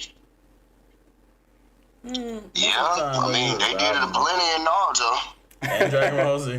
They did in Dragon Ball Z. Look how many times they booked Krillin. Exactly. Just except so Goku could go to the next level. Right. Yeah, that's a perfect example. Or Piccolo. That lets people know that's how important Krillin is to the story. Because without Krillin being crushed in the manner that he was, there is no Super Saiyan. There's just a destroyed planet. Yeah. Goku don't take it to the next gear until you put his loved ones on the line. Yeah. That is true. But the stakes kind of get lessened when you talking about Dragon Ball Z, because he comes back. So the second part of when they said the side character deserve longer arc is like with a Krillin, is like he gets to come back. He gets to come back. All of them, Piccolo too. Yeah, they get to come back. So. It doesn't. It's not like even though you can still say they died to motivate the MC. I think of like Deku. With in My Hero Academia, it's like when characters died there, it's like you had what's my boy name? That he was the assistant to All Might. I'm drawing a blank on his name right now, but yeah, when he died. It was like I wanted to see more with him, if that makes sense. Even though he wasn't he was a support hero through and through. He wasn't like frontline guy. He was just like he could see some of the future. You wanted to do with the glasses? Yeah, he could like see the future or whatever. Oh god. Yeah, and because he was crucial in finding more out about All Might's past, because he was the only one that really he knew All Might from way back then. He was just like. Sidekick or whatever back then. Mm-hmm. I wanted to hear more about the past from him concerning All Might, but he bit the bullet early on. But of course, he was just one of those. He was put there as fodder in order for it to be like for it to level up. But even in that sense, it wasn't much of a level up, because for Deku, even though it was like, I was sad at this point, but his level up didn't technically come from him. It came from what's the old girl now, Eri or whatever, for her using her ability. So technically, it doesn't. I can't really tie it to that saying that his death motivated Deku to like grow. It was because in that arc, it was Eri or whatever that helped Deku like level up and go to 100%. It wasn't even Midnight's death or whatever his name. I said Midnight. I can't remember that cat name. It was something like that. But yeah, so I don't know. I guess I can't think of too many. So I know it happens often. I just can't think of many right now where like side characters die to motivate the MC progression. Now we thought that for Deku again, we thought that like Bakugo was on that time. Oh yeah. We thought Bakugo was on that time, but it didn't go like that. Yeah, it didn't go like that. So that's still not a good example. But yeah, I don't know. But the fact that the hot take is side characters dies to motivate the MC, that's the trope. Even if they stay dead or not, the trope is the side character dies to motivate the MC. And they go to that next level, regardless of if they come back or not, because then they said that 9 times out of 10, the side character deserves a longer arc. It's like, that's still the trope. So even when Krillin dies, it still goes into that trope, because he did die. Mm-hmm. Oh, for sure. It's definitely accurate. Right. He died, and it caused Goku to go to the next level. Even though he was brought back, it still fits into that trope. So yeah, I guess we really could use those to this person's point. as far as it being abused. So I guess he's like, do you think that they're abusing it when it happens? Is it for that? I know. I feel like they use it well because I mean, it's like once that happens, it's like you know what you're looking forward to after that. Like, oh yeah, like everything's about to change now. Right. Everything is about to change. Like, you know, I think he's like everything's about to change because you already know this person, whoever it is, they about to level up. They about to level up. It's just they about to go ahead and take it to a whole nother. It's rage. Round. Is what it is. Huh? I said it's a rage thing. It is what it is. Yeah, it's rage for the protagonist, but I guess the side character that's actually the trope, they probably would say it's abuse. Oh yeah, because they got to keep going through it. It's just like, man, what are you killing me? But as the viewer, I don't know if I would say abuse because I think it at this point it's a crucial part of the story, and we almost I don't expect think it's it. abuse though. Yeah, we almost expect it. No, I don't think it's Right, abuse. that's why I said if it wasn't so expected, then I could see their point of view. But it's like, nah, dude. It's like you kind of look forward to it. It's like it's very expected. Like, oh, but when he dies, if they do die, you know that's just gonna take the protagonist to the next level. Especially because they get there just in time to witness the death. The only protagonist that it did not benefit to see their loved one die and they trunk it up to the next level was Luffy. Because he was a liability the second Ace died. Yeah. Or Aaron Yeager. Who? Yeah, like those people were inconsolable. Like it's like they'd rather die right then in that moment. So it's like they just became a liability for their entire squad. Went to the survey course and got 8 eventually. Yeah, exactly. So yeah, they were actually in opposition to what this is like. You know, I guess they were different than what we used to seeing. Like there wasn't no level up. It was definitely not a Goku level reaction to somebody's dying. Yeah, like you said, Luffy went into a freaking coma. Comatose. I was like, are you serious? Like, that joker got his chest burned forever and didn't even feel it. He was just like, I don't care. Yeah, he wasn't even there when that happened. It's like they cut his pain receptors off. It's like in the Mighty Nine I'm watching. Like it's this dude that he like burned their like behind their ear. He said that's where the pain receptor is. And he'll burn that part, and you just go into this kind of comatose state like Luffy was. You don't feel nothing. And you don't feel nothing. And then he'll torture you. And then he got magic. He don't teach his students this, but when they leave, he got this magic where he can reverse it. And then so you can feel it. You start feeling it. He cut this dude's skin open from his chest down to his like belly button or whatever. And then he like after his students left, he was teaching like, yeah, this is the pain receptor, blah blah blah blah. And then after they left the class, he went and resealed it up. And then the dude woke back on, but he had his mouth, he had him gagged, so it just showed the window outside the room, and he was just. I was like, whoa, this dude is like psycho. So yeah, it reminded me of that. Like when you say Luffy was like went comatose, he couldn't feel nothing. It's like I don't know. I gotta watch this now. It's a decent anime. It's a decent show. I like it. But yeah. So I don't know if we can maybe we sprinkle this one. Maybe I don't know because it's like I get what you're saying, but I don't fully agree. Like side character sprinkle it down a little bit. Yeah, we can just you can't douse it. Yeah, I wouldn't douse because I really get where they're coming from. About because it's used a lot, but I don't mind it. You know, to say it's abused, I don't mind it. And to say some of the characters maybe deserve a longer arc. Yeah, if they gone for good, maybe they did. But we don't know because they did for the progression of the protagonist. All right, moving on to our overrated versus underrated side character hot take for tonight. So Lord Speedwagon. All them jokers been dead. Like a long time ago. Killed. Right, like Jonathan. Oh yeah, a long time ago. Oh yeah, he would have succeeded years ago. Right. So yeah. Krillin, you talking about? He created a foundation to help that family for generations. Very crucial to Fushi's success. Oh yeah. You know, as a side character, but yeah, Kuwabara, Krillin. I agree. Yeah, they matter more than people will admit. Like we just got finished talking about Krillin. Like, oh yeah, they use him as fodder. I trip about Krillin a whole lot. They use him as fodder, but if like Ty said, hey, Super Saiyan. I got more respect for Krillin now after going back and watching Dragon Ball Z again. Yeah.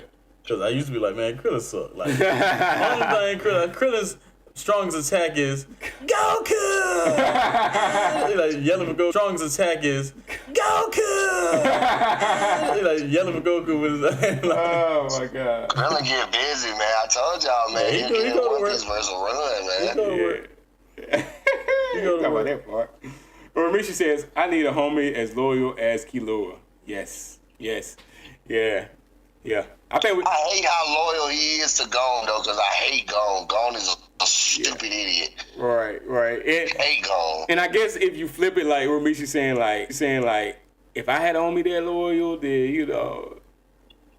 Oh yeah, see, I can only wind up great if I got somebody like that in my corner. That's Yeah. why I can only wind up great if I got somebody like that in my corner. That's Yeah. why it just further irritates me that Right. Gon is such a piece of crap.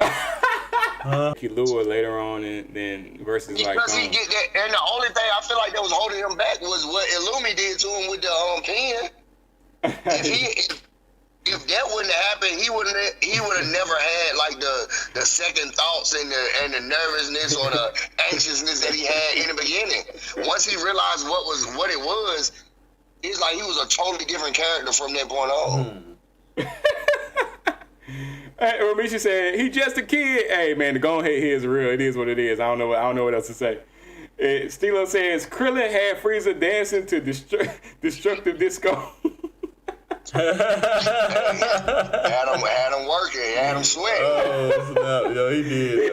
He did. He was putting in work. He did. Yeah, he did. I can't even. Yeah, you can't even. I can't trip off Krillin no more. I used to trip off Krillin bad, but I can't trip off. And it's probably more so because his voice is like the Usopp Yeah, comparison. because he is cowardly.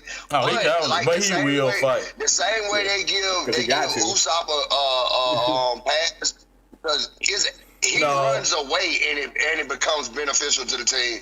At least Krillin gets told to run away on majority of his Krillin stuff. don't just run away just because He's scared. He's shaking his boots. But he'll fight. But he'll fight. Hell stand his ground. He's shaking his boots, but he will stand his if you need me, I'm in here. But Like he fought Vegeta a couple times and was scared to death, and like Vegeta was beating the brakes off him. He'll still get back up and still fight again. Yeah, Usopp ain't fighting. No, Usopp ain't gonna fight. He running. He running away. He yell out, "Run away!" He running away. Yeah, you got Run away! He gonna be gone. I'd rather hear go.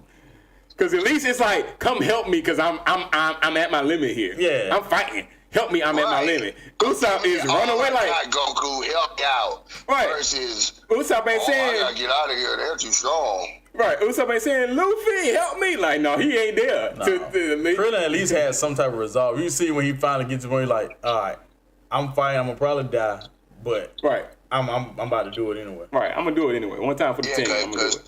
Krillin I done died before. comes to I know what it terms with feel the like. fact, It hurt, but I'm coming back. Yeah, probably gonna have to wish me back again, cause Right. And that's a bold stance to take, because it's like you may not get the opportunity to wish me back, or it may take some time. Even when they knew the Earth Dragon Balls, you can only wish back my once. dogs.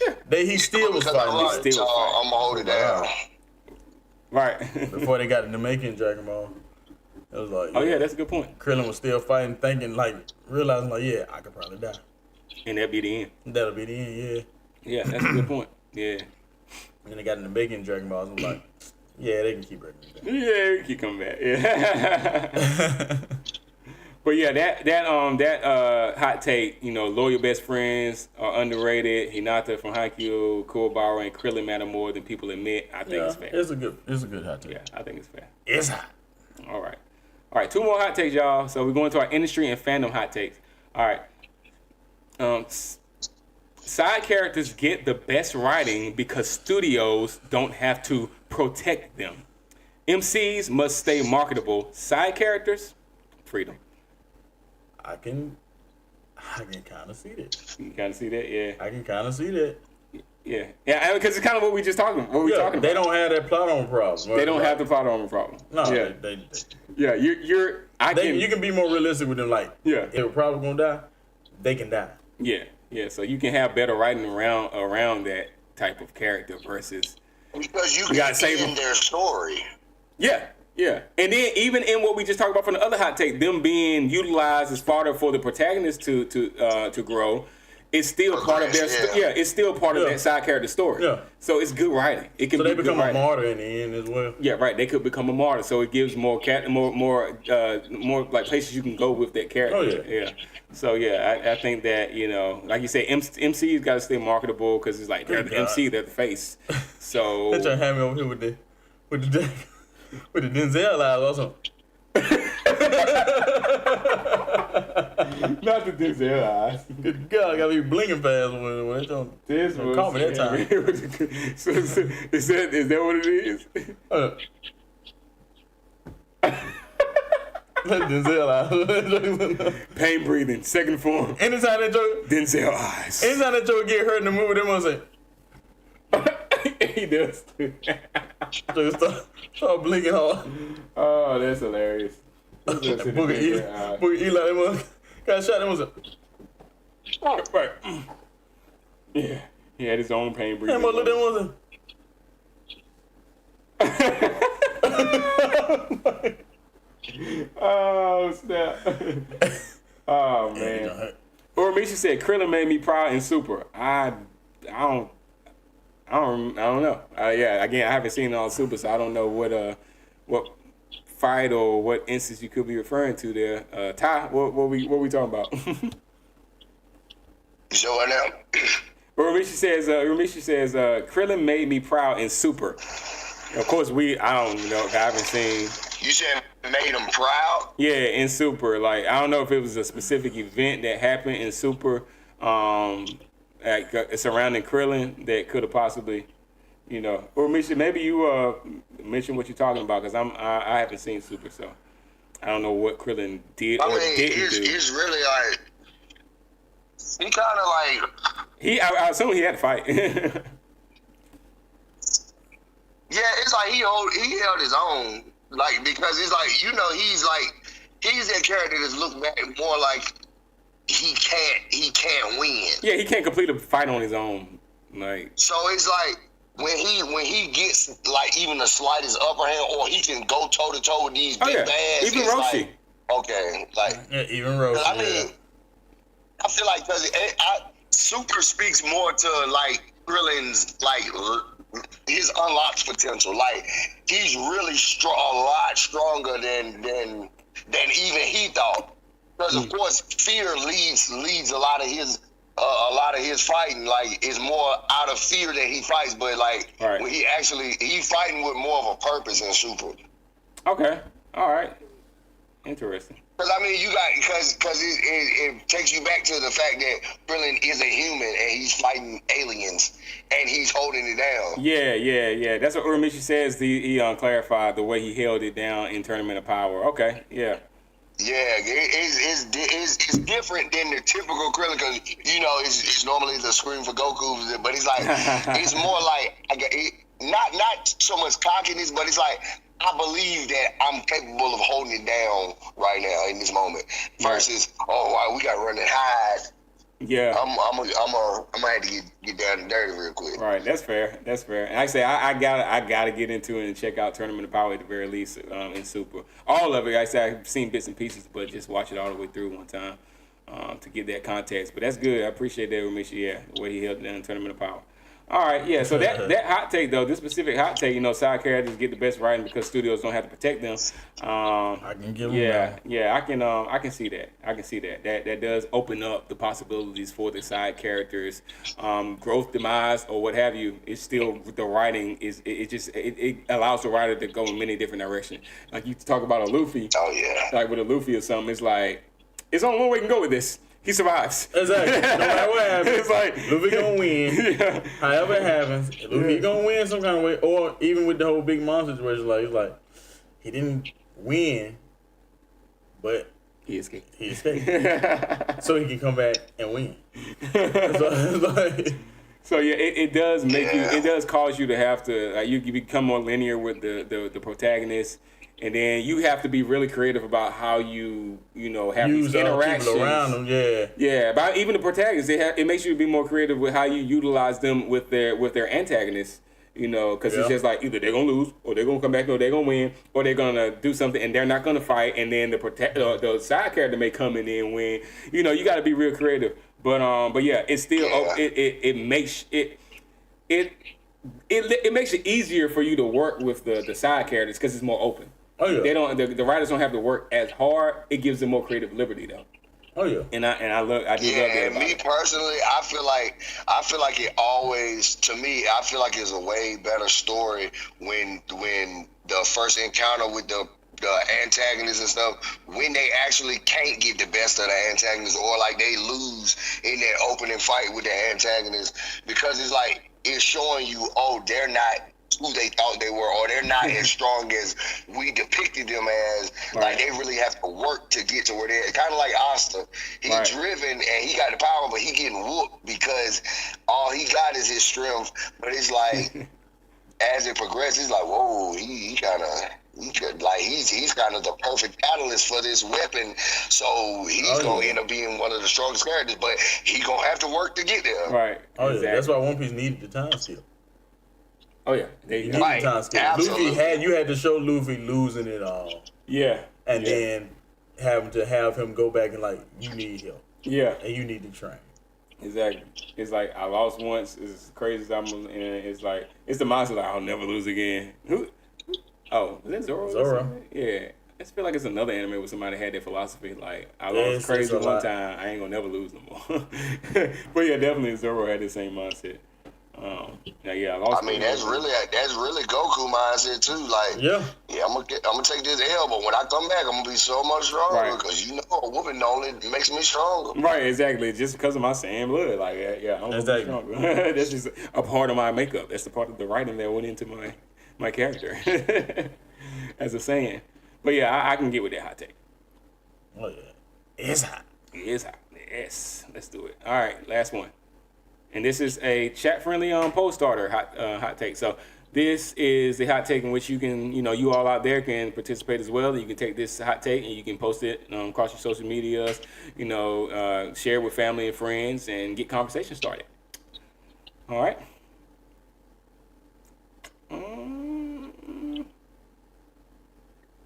Let's see.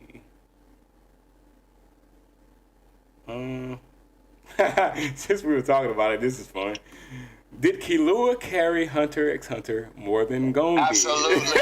Why would you even ask that? Poll phrasing, who carried the series more? And that's for you all out there to carry that on out and share it. Because you already know what we think here. Killua, Yeah, and we talking about him having a spinoff. But even Hunter x Hunter in and of itself, again, it's been a while since I watched it, but I just remember Killua just being more level-headed, Killua being a little bit more, like, even when it was time to be aggressive, obviously he was more aggressive when it was necessary. He showed more calculated with the risks. He was just all around a better character to be on an adventure with. If I had to choose, it's like, am I going to roll with Killua on this adventure, or am I going to roll with Gon? Obviously, Killua is the choice for me, so... another good side character that would probably have a good lead role on an anime, and it would probably be like it would probably end up being like one of those strategic animes, like where they just always outsmarting everybody.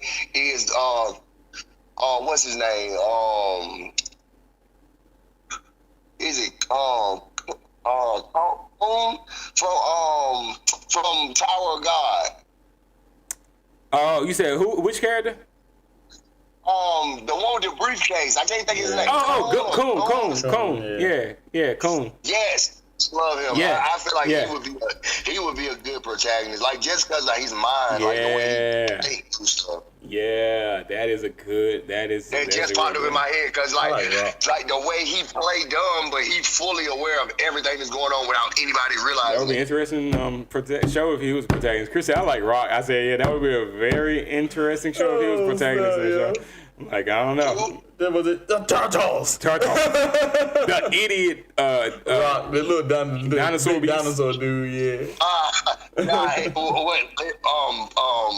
call everybody a lizard, won't it? He kept calling them turtles. Turtles. Exactly. Black turtle. Black turtle. Yeah, that joke is slow. But he's strong. Hey, but that joke, he a beast now. He is a beast. Yeah, he's quite literally a beast, and he is very, very strong. So yeah, he covers all, like, physically and metaphysically. He is a beast in all sense of the word. Say what? I said, I know you hated that part when you turned him into a midget. Oh, Yeah. Shrunk him in the hallway.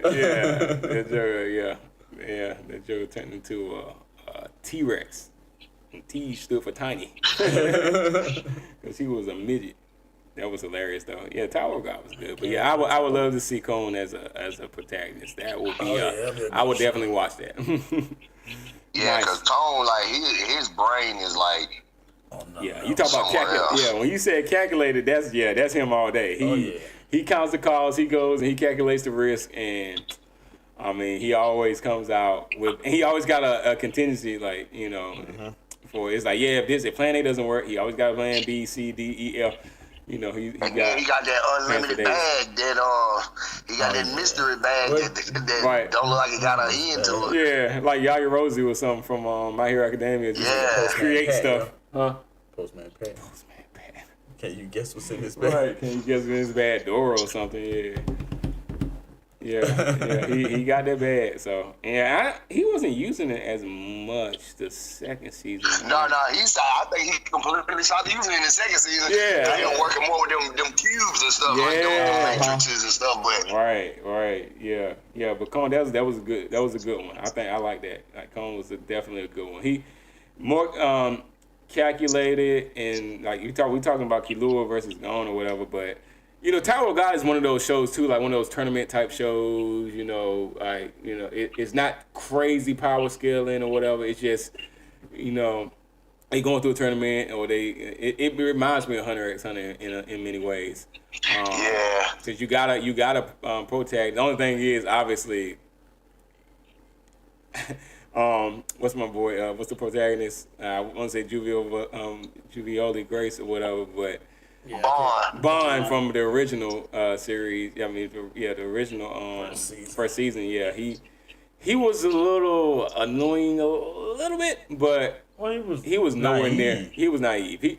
He was nowhere near. Yeah, he was just super gullible. Right, very gullible. That's the perfect word, gullible. And it's a completely different feel than Gone. But it's just like when you talk about those characters, there are other characters in there that kind of could give off Killua vibes for sure. And like you said, Cone is one of those ones you would want to see like a side, like a spinoff with him. He definitely have a good story. Yeah, but I think Bond holds the protagonist role down, even though especially that glow up he had. With Juvioli Grace, I think that story is way more compelling than anything Gon had to offer with Hunter x Hunter. So, I love it. So I don't know. It's just that's up to you. Again, this is just one of those takes that you can use, and y'all out there can use, right? The Killua carry Hunter x Hunter more than Gon. Y'all can use that out there. Y'all already know what we think. Oh yeah. Alrighty. Okay. All right. That's it for the hot takes. Huh? Beanstalk breathing. Beanstalk breathing? Yeah. The heck is that? That P54 phone. This dude said P54 phone. Feel like the giant grinding my bones to make his bread. That's what You over there straight tripping. Yeah, I would hate to be you right now. I already know that back pain feeling. Comes with age, people. Comes with age. All right. That's gonna do it for us. I mean, that's the hot takes. We did our nice. So our hot takes, had our Jeopardy, man. Went through our anime news for the night. It's been a good one. Y'all got anything? Oh, our Gilboa drop. Can't forget that. Of course, if y'all got any more like questions or anything about the book, reach out. GilboaWorld@outlook.com. You know, Gilboa World Discord, and see how we can make this thing happen and as a team and grow. All right. Also, DebatableAnime live every week, 6 p.m. EST, same time next week. But we also got some stuff we're working on for some more episodes, of course, shorts and things we always release each week for y'all. Anime consumption. But any anime recommendations, we always are open to anime recommendations, whether you're giving them to us live in the chat or whether you're reaching out to us and just want to have a conversation on the socials. we're all over. You know, we're all over all the socials. If you're on, Facebook, we're on Instagram, on X, and we where else are we? We're all over the place. Snapchat, we're all over the place. So just anywhere you on, you can reach out to us. We can have that conversation, share some good anime, share anime conversations. You can always reach out to us via email. It's debatable. It's DebatableAnime@outlook.com. itsdebatable at outlook.com, and reach out to us there. We can have a conversation. Still looking at trying to get out some more cons, man. Definitely Anime Expo still on our calendar for 2026. So if you planning to go out there, then we planning to meet us as well. All right. Anything else, y'all? Nah, man. You good. Oh no. Hit that like button with a Gallic gun. Oh boy. Well, I always give you that opportunity, don't I? I always open the door. And you watching Dragon Ball Z right now. I know you're going to do it every week. I got to remember, you watching Dragon Ball Z right now, and you're going to accost these people's ears with that Gallic gun talk. Like, man, I got to be on my game. Your back hurting, and you still got the energy to say some foolishness like that. Probably his left side is hurting. Hilarious. Oh, that was a good one. Yes.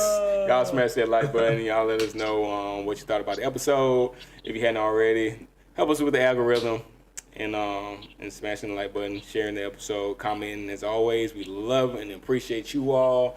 Y'all continue to spread love to your families, to your friends. That's all we need in this world, man. It's a little bit more love, Make the world go around. Yeah. All right, but Gotta have love. Gotta have love out of all things, brother. So y'all take it easy. Appreciate Ramishi, Stilo, y'all coming into the chat and joining us tonight. We appreciate the conversation. It's always good. Much love to you all. And we'll see y'all on the next one. Same time next week, 6 p.m. EST. On the DebatableAnime podcast. Much love. Deuces. Peace. Your opinion. All right. Gotta focus. Gotta remember. It's debatable. It's debatable. It's debatable. Help me first. It's debatable. Yeah. Always remember. It's debatable. Cool. Kidnapping in the manga. It ain't canon at all. It's debatable.